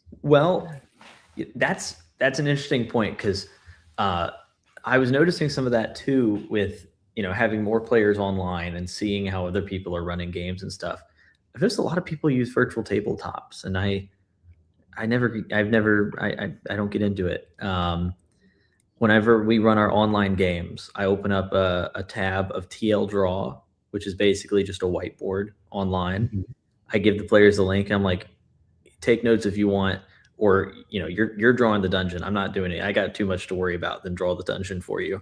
So, and then I just let them do what they will. But it winds up being very interesting to see their dungeon maps by the end. Because when I'm playing in person, I have my players map the dungeons or not. I don't care.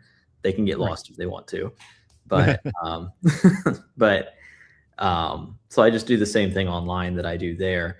I think the closest I've ever gotten is I did make a little thing on the website that's like the initiative.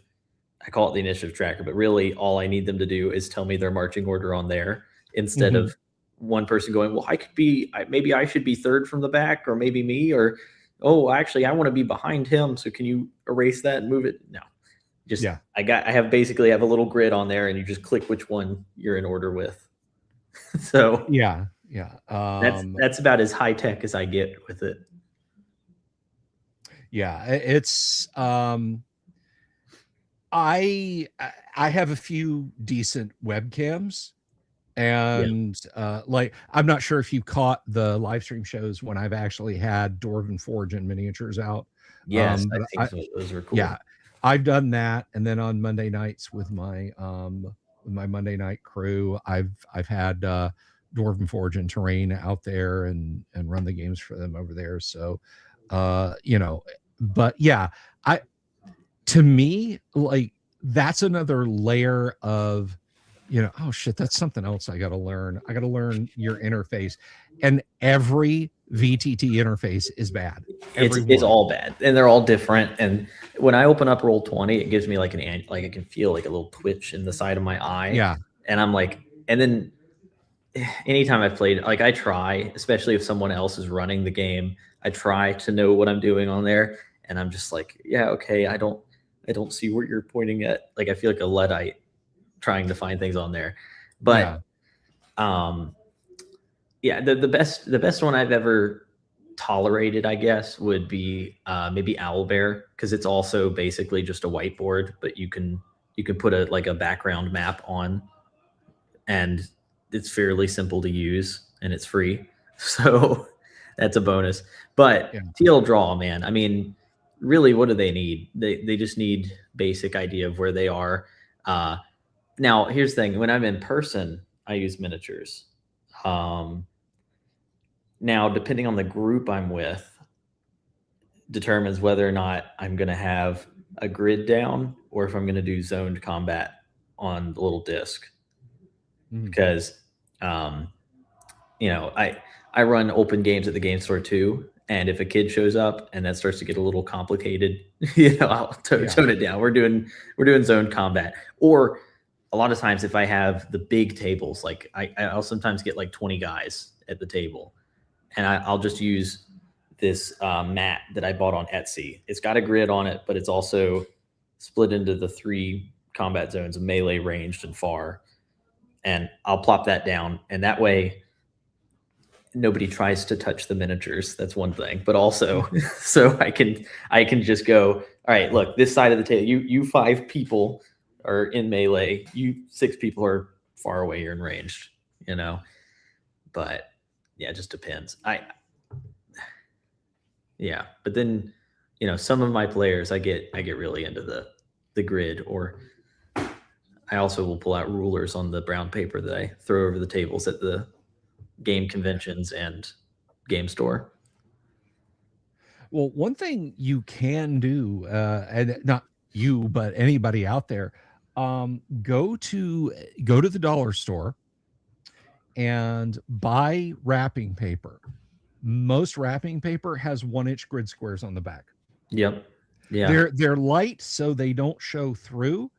But yeah, just get yourself some wrapping paper. Boom, face down. There's your battle grid. Well, I use a lot of really nice miniatures, and I get worried about people reaching over and grabbing them sometimes, because they're no, I painted that. No, stop. Yeah, no, you got Cheeto. You've been eating pizza. So, but there's that. But also, personally, it's much easier for me to wrap my head around just using rulers and counting out inches when I am doing exact combat.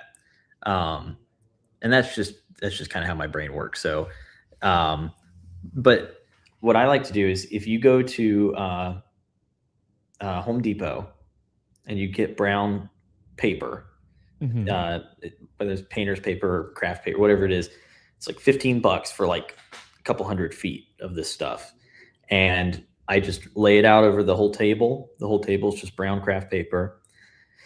And I'll just do the maps with that, and I'll just draw on it. And then I know a lot of times, if players are in a region for a while, I will draw most of the hex, or at least the general area that they're in, on there. Like, I'll draw the castle and the trees and all that stuff. And then the whole sandbox is them just moving around the entire table with rulers. That's a lot of fun too.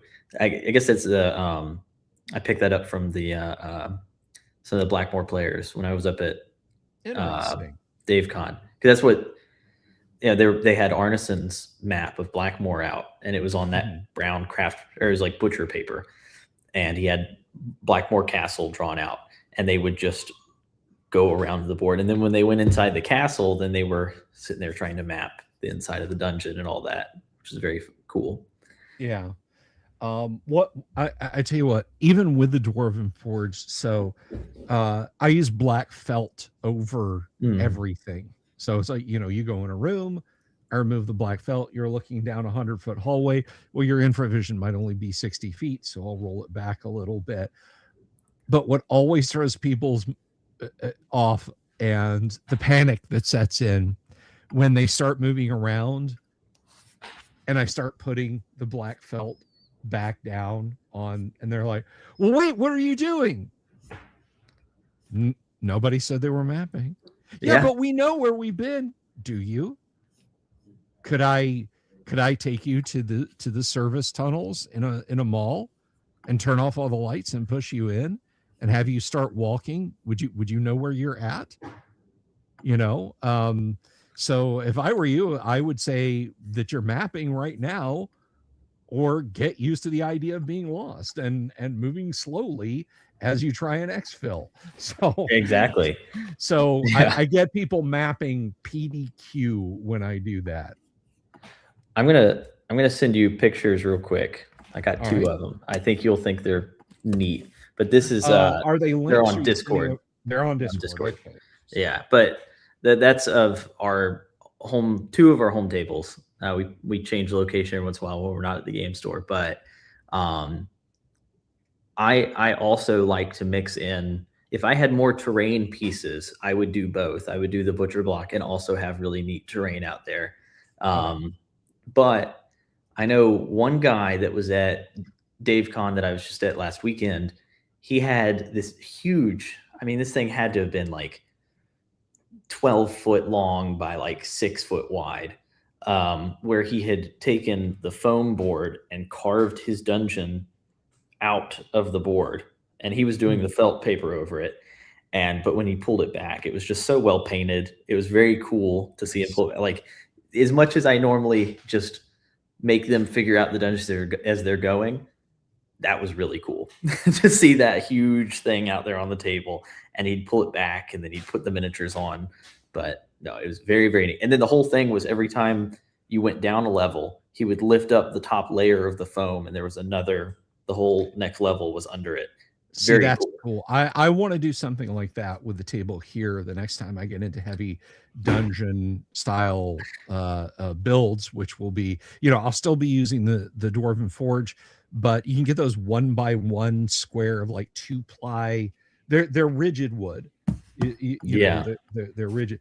But get some of those and just put them on little legs, just like 2.5-inch pegs in each corner, and then there's level 1. Okay, you're going down to level 2.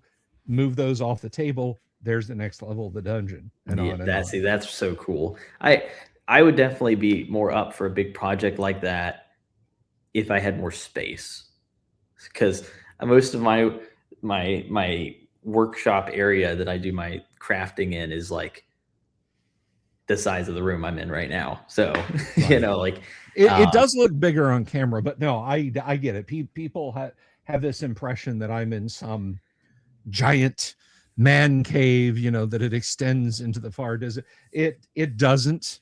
I barely have room to get out. When people have seen me like, oh, let me get that. It's comical, me trying to scoot around here. I have usable floor space, which I don't count the hot water heater and washer dryer set up on the step up, but I'm like 9 feet by 14 feet. That's it, so. Oh wow. Yeah. So yeah, you've seen pictures of me working in that shed doing the book printing. That's all the space I had. That shed is, I think, usable area is like 12 foot by maybe 15 foot. So, like, how much space do I really have? Now, I did just put, some guy on Facebook Marketplace was selling a 9-foot chunk of butcher block for very, very cheap. Very, very, very cheap. Like enough that I was like, oh, dude, I got that cash. Okay. And then put some legs on it. Now I've got this big 9-foot table to do stuff on that my fiance has conquered some of, but Excellent. yeah. As well she should. By the way, about the 2 pictures you sent, did you want me to share those or no? Yeah, There yeah, are yeah, people's faces here, so they'll be fine. okay. I didn't want to dox. I'm gonna zoom this out so I can get whoever this redheaded guy is off the picture. Right. No, No, those were on my my ex account. I posted those on there a long time ago. Okay, yeah, all right. So they're already public. they've already had their identities stolen by Chinese Yes, of AI course. bots. Yeah. So there we go. I'll point them out and tell you their socials and good. All right. So who are we looking at here?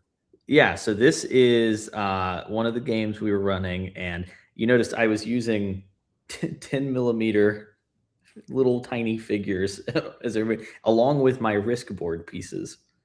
Oh yeah, I see that. Okay. Yeah, those were their armies that they were using as well. Okay. And so this was one of the smaller maps actually that we pulled out and used. And there was a siege happening on that castle that they're all in. Okay. Along with some. So basically on there, I drew out the castle along with some dungeons that were there on the board. So there'd be like Caves of Woe or something, or Forest of Darkness, and I'd write that on there. And so when they go into those dungeons, then it's all just, figure out the map from there. But when they're seeing the landscape, they kind of get an idea of where can they go adventuring here in the area, or what can they go check out. And then the other picture is one of the bigger tables that we set up. I think that was the town of Chitamorte. That's one we frequently go to on the server as well. But it's always fun to do those, like, with my campaign style, with it being extremely open and sandbox, and I have no clue what they're going to do. The week before, they tell me what region they're going to be in. So, hey, we're going to stay in Chitamorte and keep looking there, or hey, we're traveling out and we're going to this region. So I have some time to get a map down. Okay. It's such a light picture, but I don't know if you zoom in, we just marker in all the terrain on there, Okay. and then I'll pull out some miniature. But that's what I was saying. It'd be really neat once I build up my miniatures of terrain to just put the castle on the brown paper and stuff like that. Oh yeah, without a doubt. That's over at the game store we run. We took up a lot of their tables that weekend. I see that. Yeah. So this is something I can't remember if we talked about this before, but have you thought about getting into like a filament printing? Not resin printing. That's a toxic disaster. I like it. I'm glad I did. 3D resin printing is like, we have a saying here in Florida, it's better to know someone with a boat or a swimming pool than to own a boat or a swimming pool. It is better to know someone with a resin printer than to own a resin printer. So yes, if you ever want any high res figures done, you and I can talk, but don't get one yourself. I do not recommend. I have done both, and I completely agree with you on that. Yes, it can be very messy. So yes. It does make really good looking miniatures. But yeah, the filament ones definitely better, especially for bigger stuff, because you wind up using a little bit less material and usually have a bigger print area that you can use. It's just really slow, and I'm so impatient. It is so impatient. You've got to be like, okay, games tomorrow at 4, it's 8 now. What does the slicer say? Slicer says 11 hours. I'm going to tack a couple hours onto that, and we might just and my players being the way they are, I save all those brown paper maps. So if they ever go back to the region, I can throw those down. But also, if they're so quick to doodle them out, and my players are so finicky about traveling, they'll be like, well, actually, let's just go across the map right now, or let's go 3 hexes over, and now I got to drop some other thing out on the table. And if it's somewhere that we haven't done before, and it's the one thing I don't have a miniature for. That's why I haven't gotten them all together, because I'm like, well, okay, yes, I could get the really cool miniatures I need for this area, and then the moment I get all those and set them up, they're going to go to the next place over that has a completely different look to it or something. Yeah. That's one of the juggles of it. One of the best pieces of advice I ever got was from a friend of mine, Scott, God rest his soul, who he used to observe me before we would start a D&D game here, frantically setting up dungeon terrain. And he took me aside once and said, okay, you know what our general speed is, right? And I was like, yeah. And he was like, why are you bothering building all of this? First of all, we've already explored this part of the dungeon that you're building. All right. If we encounter something there, we have a map. All you have to do is describe what we're seeing. I know there's a cool factor. Yeah. Just lay out the area that we're at and just a little bit beyond it. Don't try and build the entire keep on the Borderlands on your damn kitchen table, Bill. You don't have enough Dwarven Forge, you don't have enough time, and you don't have enough space. But I know you've seen the same guy who did the entire keep on the Borderlands on the table, and I saw that picture online, and I got so jealous of that because yeah, I can't remember his name, but he had it was like the exact replica of the keep on the Borderlands, and they were playing. Beautiful, beautiful piece. That now I honestly I don't know. You've gamed with Paul Stormberg, right? Yes. Okay. Yes. Wherever you were, did Paul have the Temple of Elemental Evil? I think so. Yes, actually, Right. I didn't know that was him involved with it, but I remember seeing the Temple of Elemental Evil. Okay, built out. You know, all the demon faces, all the spiky bits on the roof, all the pillars, all the stained glass windows, all the interior doors, and the incorrectly sized outside door. That's all 3D printing from me. Oh, wow. Yeah, so I did those, and it was a whole lot of work. I think Paul said it the best when I showed him the spikes, because I made the spikes out of some random like piece that you could print out to use for RC car slaloms, and then I put a skull on each, because they're square pyramids. I put a skull on at the foot of each one, and I printed him like a few hundred of those, and he stuck them all over the thing, and he was like, Bill, this makes it. Without this looks like the Presbyterian church up the highway. This is awesome. So that was a big setup too. Yes, I remember seeing it, and like those sort of things, I love it, and I can think of a couple places in our game world where I would put in the time and effort to build that out. But I also know there are a lot of places in the world that are only seen once, and I wouldn't go to those links for them. But yeah. I mean, but unless that's a cool one. Like with cave terrain, that's like, unless you're going to get the Wonder Cutter and the foam insulation out and do that, or you're going to, you've got something like Dwarven Forge or who else is it? WizKid does terrain, or Gale Force 9, whatever, and you can just say, okay, I know this isn't exactly the shape of the cave, but it is a cave, so just kind of over here it actually narrows to a point. Unless you're going to do one of those two things, caves, just draw on the paper the shape of the cave.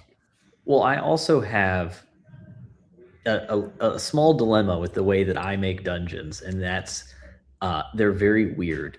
So I would never have enough never have enough of the right terrain to the point where I would say, like for dungeons, like I have rooms made of solid emerald, and there's golden altars sitting in the center with weird dials and buttons all over it. It's like it's such a unique room that they're only going to see once, and I would never find the right terrain pieces for it. Yeah.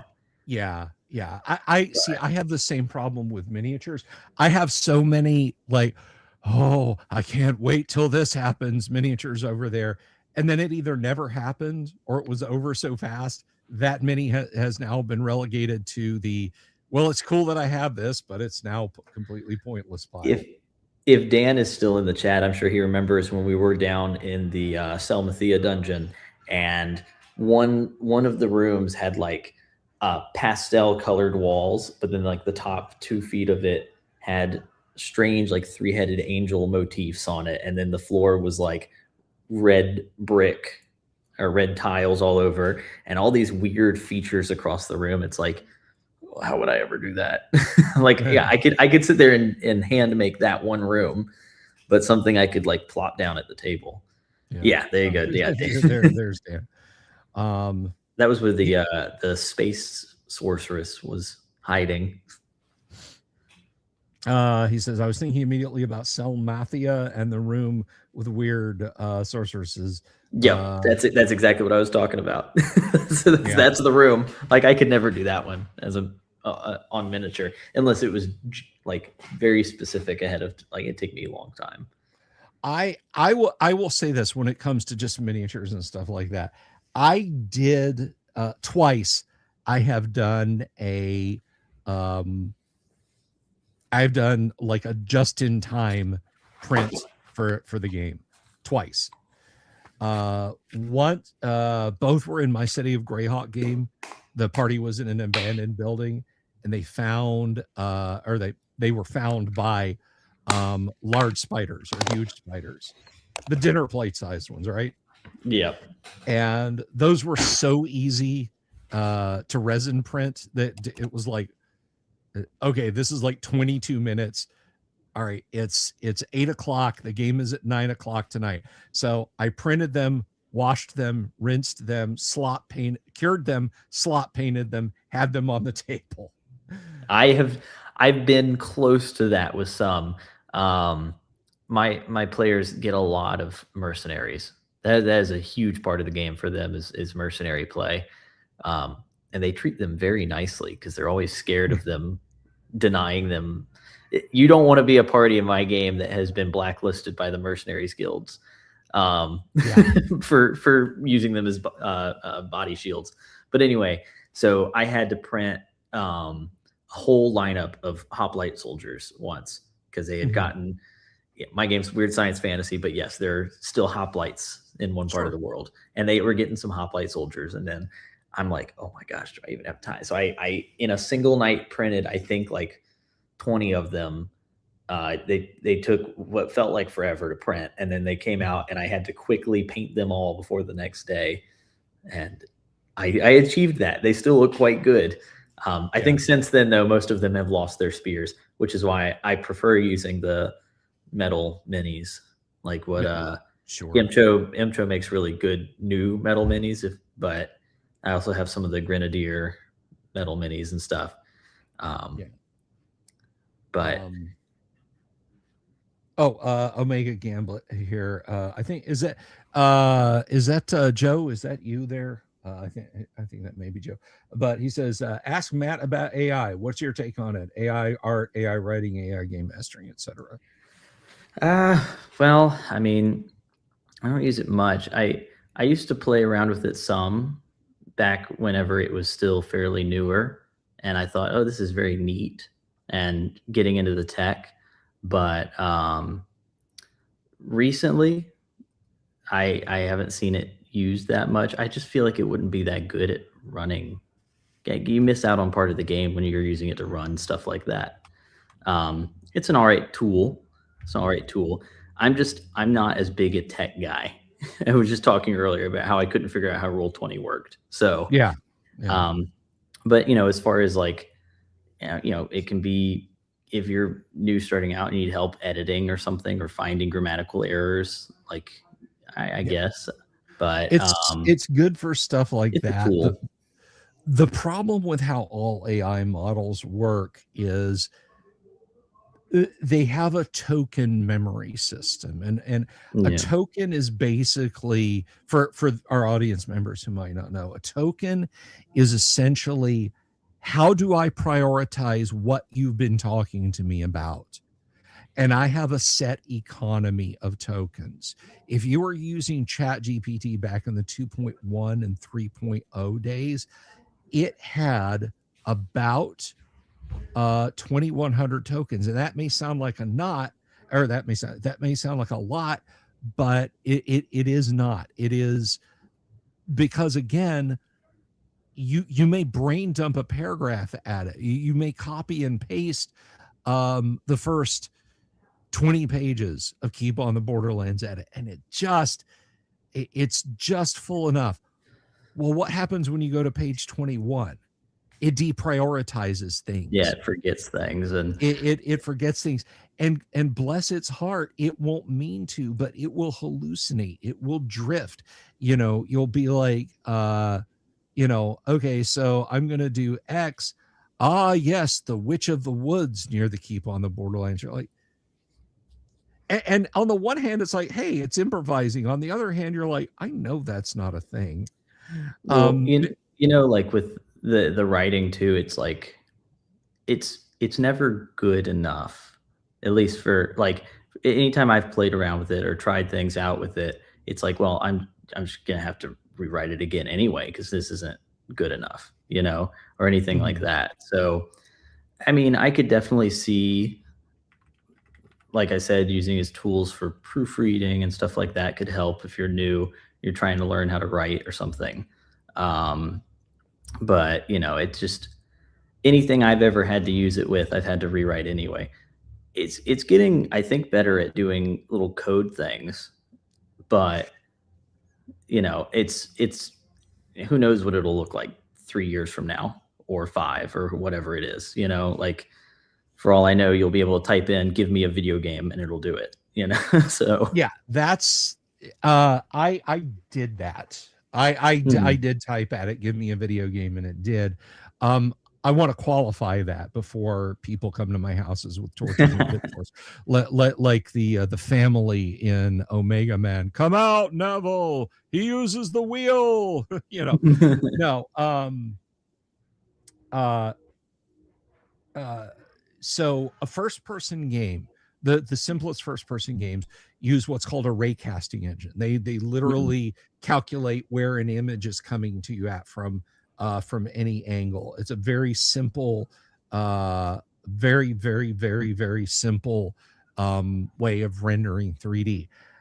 I, as a challenge one day, sat down at GPT, or no, it may have been Grok, I don't remember which, but I sat down and said, write for me in Python a raycasting engine that has a small section of rooms for me to walk around in first person, and it did it. yeah. I didn't have it where it would load textures, so it was just a bunch of shaded boxes, not even particularly good, but you could see where you were and you could move around. Yeah. So it made a first person shooter for me, just based on me telling it, hey, do this. Could I have said, do it in a binary space partitioning engine like Doom does, or make me a fully 3 or 6 degrees of freedom polygon based engine with texture mapped polys and an AI that does this? No, probably not. At least not initially. Yeah. Anything I've wound up using it for, I've had to wind up rewriting anyway. So it just stopped being a tool that I tried for that. Maybe one day. But it did, what was it? The Claude one was good for getting the bot set up to connect to the website. That was very useful. The Discord bot that'll link the character's website. So, stuff, little tiny tasks, it seems all right at doing, but it's the whole memory thing. It forgets what it's doing after a while. Yeah. So, like I as far as the art and stuff, I mean, I'm not gonna get mad at my players for using it for their character art or whatever. Why would I care? I don't really care what you do. But the that's another one where it's like it doesn't seem quite there yet. Now I also come from the graphic design field and stuff, and I worked in film and theater and stuff like that. And I remember when folks used to get really up in arms about like Photoshop and stuff. I was just on the tail end, but and then nowadays you see a lot of people using it as a tool. Like Photoshop can't do everything for you. So, who knows? Maybe it'll wind up like that, where it becomes more of a part of your tool catalog that you can use on things, which could be nice and make people's lives easier. But also, I mean, it's like any tool. If you put a power drill on your hand, it will go through your hand. Like you use your tools correctly and carefully. Yeah. So. And what one thing I can say, and I'm not being smug about this because I know it's gonna. I have a friend who's using AI to help him code some TTRPG tools. But one thing I will say straight up, I've had, I think, a grand total of 3 people say very smugly to me when I've talked about Crom that, well, I can ask ChatGPT to do that, and I don't have to buy a program, and I can just have it on demand. Or I'm going to have Claude, or what's the Google one? I don't remember what the Google one's called. Gemini. Yeah. I'm going to have Gemini do this with a Google spreadsheet doc and yada yada. All of these people who came at me when I started showing off early copies of Crom, none of them have gotten back to me about all their runaway success. I'm not saying they can't. I'm not saying that they didn't. I just haven't seen anybody just kick an AI enough time to make it code everything that Crom does. I haven't seen it. I'm sorry. Yeah. Well, like it's a matter of regardless of what tool you're using, if you put in and you try to do give me finished product of something, it's usually, and this is true about most things in life, is you're probably going to get back just as much effort as you put into something. So, like if I was to go on Photoshop and Photoshop Bill's head on Arnold Schwarzenegger's body, if probably and you gave me 30 seconds and all I did was cut his head out and put it on top, it's not going to look as good as somebody that spends 60 hours working with it and trying to get it to look right. So I'm sure there's the same thing with that, is it's like, yeah, but how much effort are you going to put in to make sure it actually works? Like, yeah. It's funny. You mentioned Photoshopping Arnie's body on, when I was a kid, and The Running Man came out. You've seen the original Running Man, right? Yeah. The scene where they're like, okay, traveling Matt, overlay their face. Like that shit we can do now. Yeah. I mean, deep fakes are a thing. And well, that's true. The deep fake. So that scene in Running Man where like they show him and the woman trying to fight Jesse Ventura at the end of the movie, so they get their pro-America, pro-corporate ending. That you can do that now. That's a thing you can do. Just be like, I think I want to see what would happen if Arnold Schwarzenegger wrestled Mr. T, and you can have that. So. Well, it's another one of those where it's still fairly early, so we have no clue what it'll look like 5 years down the line. But so far, maybe coding has some aspects that it might be able to keep up with at some point. But any writing that I've ever tried it's just had to be redone anyway. So I just stopped trying. But that was also a long time ago, so maybe it's gotten better. Who knows? And then, I really think if you had it just, I think that was part of the question, was it being your game master? I feel like that just wouldn't work. It would just like it would lose the memory after a point. Maybe if you were doing like maybe something small, like a single dungeon that was on a single page, it might be able to run you in there. But then even then, it's gonna eventually forget something that Yeah, you've done. yeah. The only way, and I know this because I've done this with projects before. Hmm. The only way, at least with ChatGPT will let you download your your session, and it downloads it into a JSON file, JavaScript something notes. I don't remember what it's called. Somebody in the audience want to tell me, but you can take it and you can download that of your current conversation or all of your conversations, and then upload it back. You can attach it and say, this is everything we've talked about, Hmm. and have it refer back to that. But that will take up some of its current memory too. Yeah. So Eventually, if you try and it give it an will, entire book, it'll lose yeah, something. it will start forgetting again, and you will have to attach it again. But that can help, but that is still not, I mean, I think that it's like asking. So in 3D animation, which I've done some of, and I did some work with. There was a saying is like, uh, dogs bark and water flows. So you don't make your water bark. Where if you have like a scene where it's like, how do you get realistic water in 3D animation? And it's, well, you make it do what water does.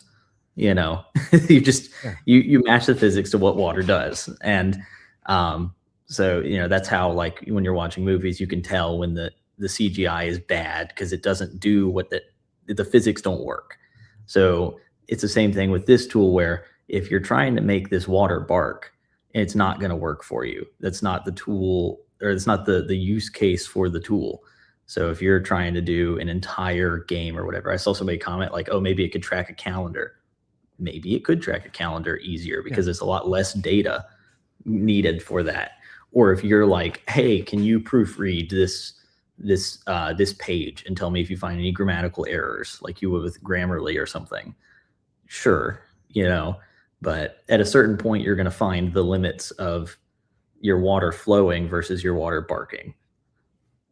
yeah, yeah. I mean, eventually you are going to hit a point at which you're stressing it out too much. Yeah. I mean, again, But another friend of mine was raving about how he was getting Grok to write an application for him in C, and he was like, oh man, it now does this, I've got it doing this, I've got it doing this. And I was like, oh, and I wasn't being smug about it. I was like, oh, that's very cool. I can't program C. I yeah. yeah, but he was talking about, and I asked him later how it was going, and he said, I hit a point in the project where the code base was so big that I was copying and pasting it back into it and asking it, okay, now how do we do this? And it stopped giving him code, and it just started coming back with, well, what you want to do is it essentially told him to learn C if he Yeah, wanted at a to. certain point. It stopped generating code, and it started giving him very broad general answers. You'll want to link this to a library, and in that library have your values. And he was like, can you do that for me? Here's a rough example of what that would look like in Yeah. ANSI C. And it was like, it basically gave up trying to code, and he like tried reminding it a little bit, but he said just at that point, I quit screwing with it and went back and started doing code. Well, see, there's also like, you're not going to see me dogging on people for trying to use it, because it's also, at a certain point, things are going to go a certain way, whether you like it or not. And if you see that as a competition of some sort, then maybe that's just a good way or a good nudge for you to try and improve the stuff that you do. Like if you're worried about it keeping up with you or getting better than you, well, then maybe maybe you need to work harder. Who knows? Maybe Yeah, like I mean, what I've been saying ever since I first started playing with it was AI is not going to take your job. Somebody who knows how to use AI really well is going to take your job. yeah, it's all about, because it's if you, whoever knows how to use the tool most effectively, like the guys that figured out how to use Photoshop better than the guys that said they would never use Photoshop. Well, now the guys that use Photoshop are the ones getting the jobs, because even if they don't use it for most of their work, they know the use cases in which it's good. Yes. They know when to Photoshop and when to just draw. So yeah, I don't know. But so I kind of stay out of the argument. I've played with it some, had to redo most of it. Some of my players, they'll be like, oh, look at this funny character art it drummed up for me and stuff. And and then, you know, if I have issues with my site or something, maybe I'll ask it questions and see if it can fix a problem for me in the moment. Sure, something that, whatever. But, you know, I'm going to maybe keep trying to keep up with it and see how it goes, because why would you deny a tool if it winds up helping you in one situation, you know? So same. I'm not one of those people who's going to be, I'll never use that. It's at the very least, it's a heuristic search engine. It'll be nice to you and you can say thank you and it'll say, I appreciate that. So or it may wind up helping some of the brand new indie guys with their proofreading, or a good trick. And the one thing it did seem to be good at doing is, if it found issues, you can use that to learn how to not make those mistakes later. Like, oh, tell me why this is wrong. Like, oh, this sentence, if it tells you like, oh, you've got a run-on sentence here, well, maybe ask it to teach you what that is and how to not do that in your writing or something like that. Could be good. Like, use it as a learning experience. So I don't know. I don't jump on the bandwagon of like, this technology, we must hate it. But but as much as sometimes it's hard for me to figure things out, regardless, it's just a tech. The world will go on, and tomorrow will be there until it's not anymore. So exactly. Did you ever hear about the horse poo problem in New York City? So I've heard about the human poo problem in San Francisco, but at one point, New York City was having a major crisis because of the amount of horse manure in town from everybody riding their horses, and the city was getting way too big, and they couldn't keep up with the cleaning crews and all these things, and everybody was like, "Oh, this is the end of New York City." Then the car came out, and all of a sudden, they don't have a horse poo problem anymore. You know, it's like eventually you get a tool that does wind up being pretty good and helpful. And then there were definitely people that at the time that were like, oh, well, this is going to make my horse obsolete. Well, people still own horses today. So just not as much. And that's just how things go. So. And it's, you know, I was thinking about this recently. You worked in the computer graphics field. You know, think about the love of practical effects. Everyone adored the fact that the Lord of the Rings had so much practical effects in it. You know, it's like process shots of Ian McKellen and Sean Astin. You know, it looks like he's sitting in front of him talking to him, but he's actually, you know, Sean Astin is like 3 feet further away from the camera than Ian McKellen is, and despite the fact that they're handing each other something, it's actually being, you know, set on a balance between them, and it's a great it's a great example of how people will still seek out and use practical effects. And that's also one of the big misconceptions too, is the whole fix it in post kind of thing, where, oh, we couldn't get this gag to work or the special effect to work, or whatever. I'll fix it in post, the director says, and then it doesn't work right because, you know, you can't always just fix everything in post. But that's a great example though, because in the film industry and stuff, usually the things that we see nowadays that are really good are a mix of practical and visual effects. Yeah. That's Yeah. usually when you mix the two, it's another right tool for the right job. If you can do it practically and then enhance it digitally, it winds up being better than either one in a lot of cases. But there is still that because that was actually I was on a special effects department on some projects, and that every special effects guy has the exact same feeling in his heart where he wishes everything was Conan and you were doing fireballs on little strings and they were actually just fireworks or something. Everybody wishes it was still like that. Yeah. But if they're good, they use their knowledge of how to do stuff like that to make the end product better with VFX. So Yeah.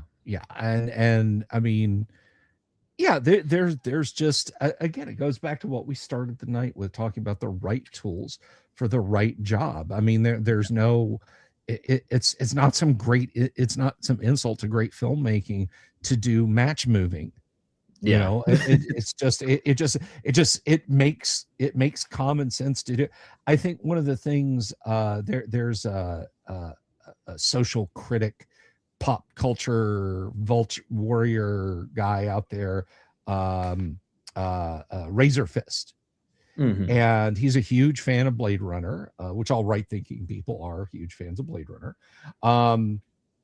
But he, like, when 2049 came out, one of the criticisms he leveled about it was, oh, it's a, it's CGI slop fest. And I'm like, bro, have you watched the making of? Do you know how little CGI there is in Blade Runner 2049, and how much, like, they specifically sought out the production methods of Blade Runner from 1982 to get that look right. Yeah.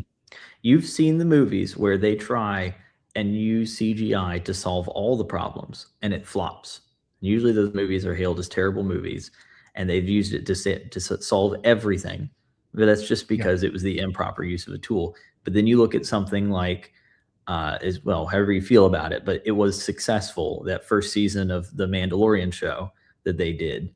Where, I like Mandalorian, okay, but yeah, I had some buddies that didn't, but they also think that it's just the 3 movies and anything else is heresy. So fair. But in that movie, they did a huge television screen, like a wrapped TV screen or whatever, that had the landscapes on it. And that's how they were lighting the characters, was with the landscape actually behind them. Digital and stuff green like screen. Digital green screen and stuff like that made it look so good couldn't have happened without that pairing of these special effects guys that were willing to work with CGI and make just a better end product by actually just using the tools that they had at their disposal. So that's what you get. I want to put my propeller hat on here for Mike. This is some lore that you probably know, Matt. It was Babylon 5. So the Amiga with a video toaster. I used an Amiga back in the day, back when that show first came out. I was a big Amiga fanboy. So Matt, do you know about the Amiga? The video I don't toaster? know about it. My God. Okay, so quick computer lesson. Right up until about 1991, 1990, when the toaster came out. When the Amiga first rolled out in 85, really.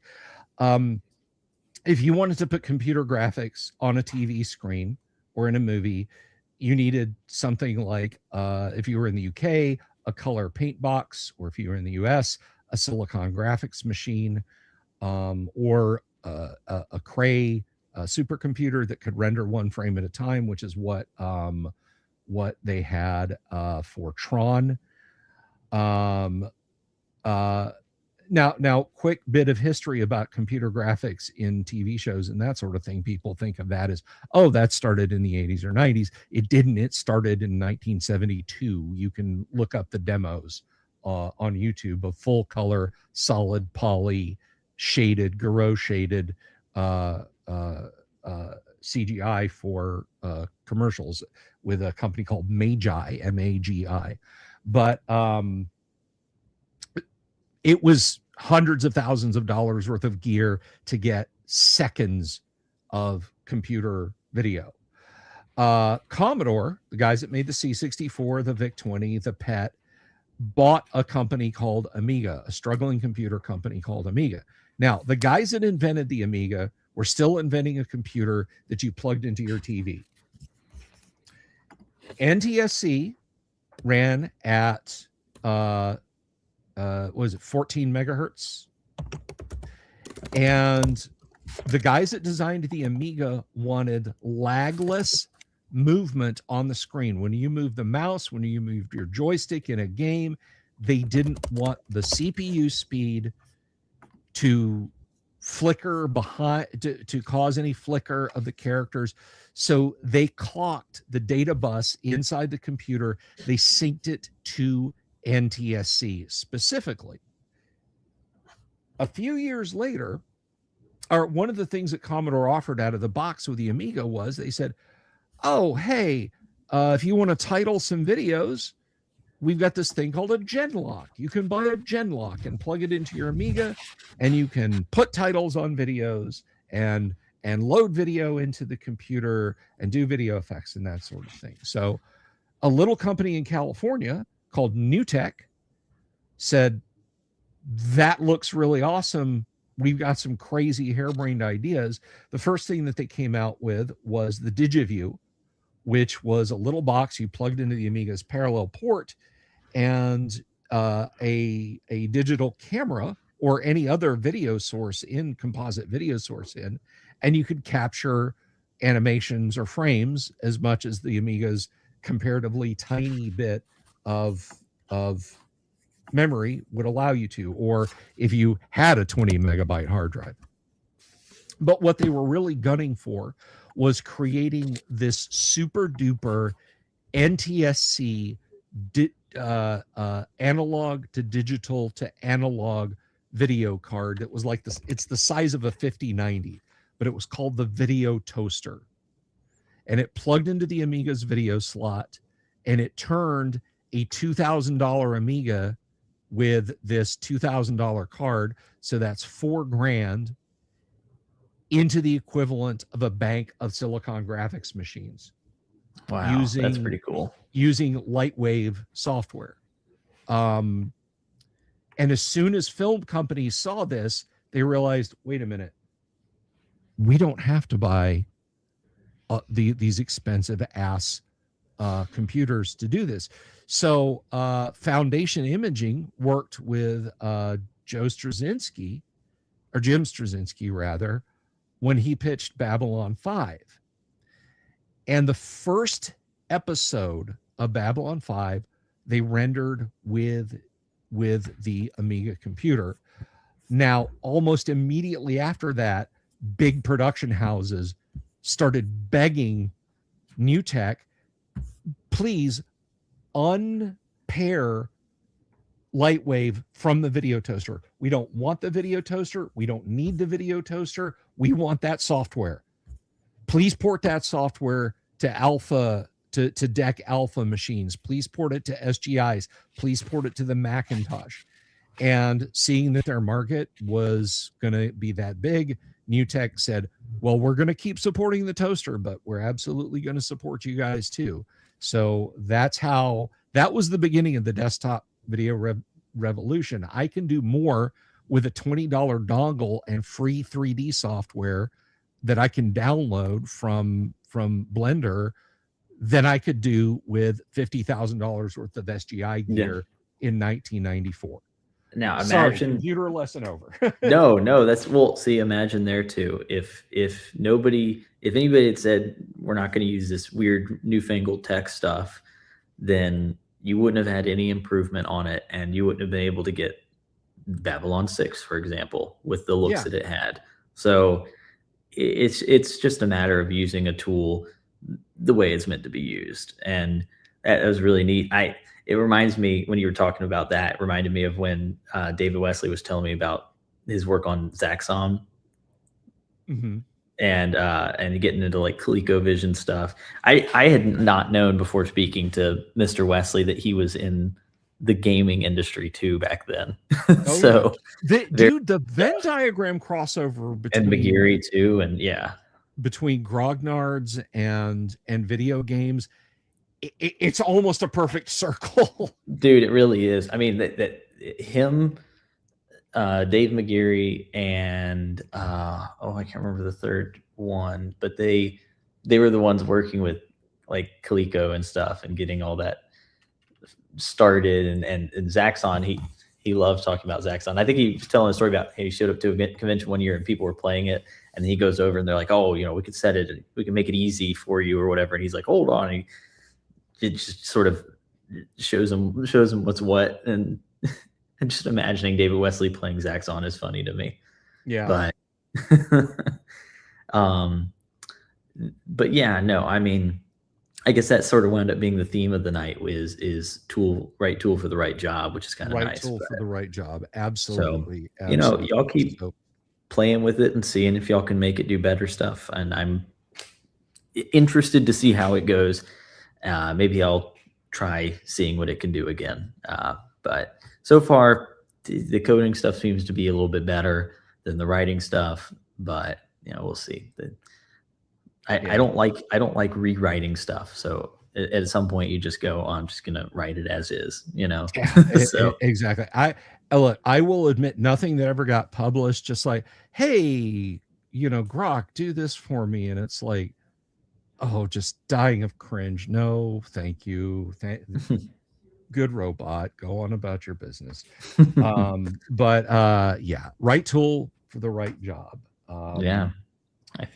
Matt, we could probably go another 2.5 hours. But me. People need to get to bed. Yeah. So you're gonna panel on at Guac next year. I hope you'll consider coming to the in real life Guac now that I've hit 10,000 subscribers. But more directly, I hope you'll come back on the show and visit us. Yeah, soon. Of course. I'm looking forward to it. We got to do the flip through and make characters for Realms of Yomi at some point. So we are doing that. That's going to happen. Yeah, that's going to be hilarious. I'm going to make a monster. Like the worst looking guy. Remember, guys, if you guys buy Barrows and Borderlands, Matt has to send those out, which means he'll need more boxes. I'll have to get more. He'll have to get more boxes. A minimum of 500. So a minimum of 500, which means I can buy boxes from him, and you guys can have OD&D sets.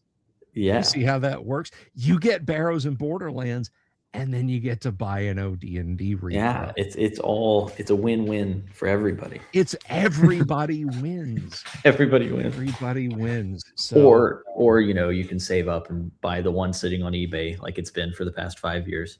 Yeah, if you want to just throw down $17,000. Right. Oh boy. But anyway, Matt, it's been an absolute gas having you here, my friend. Thank you very much for coming tonight. I'm so glad you had fun at Guac. Everybody enjoyed the hell out of your game. I got nothing but good reports back about your game. So everybody had fun. So I will let you go spend some family time now that you've spent 2.5 hours here. Right. But as for the rest of you bums, I will be back tomorrow night. We will see what we've got going tomorrow. Who knows what we'll get up to tomorrow night? Maybe we'll find some D&D stuff to do a deep dive on, and you guys won't have to sit here and listen to me have an existential crisis.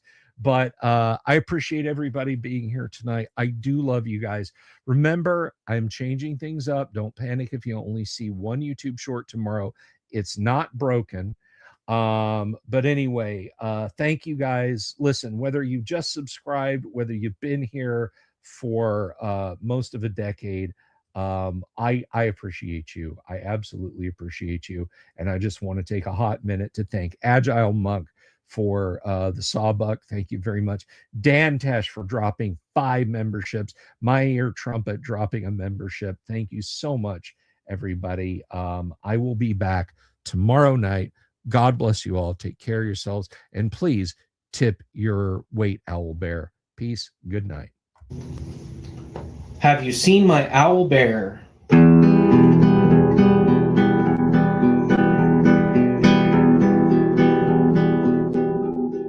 Here's to all the weirdos everywhere, in the woods and in the air. Have you seen my owl bear? Should I shave off all my hair? Bobs are all around, some live in tunnels underground. Some are fat, some are rich, some are sleeping in a ditch.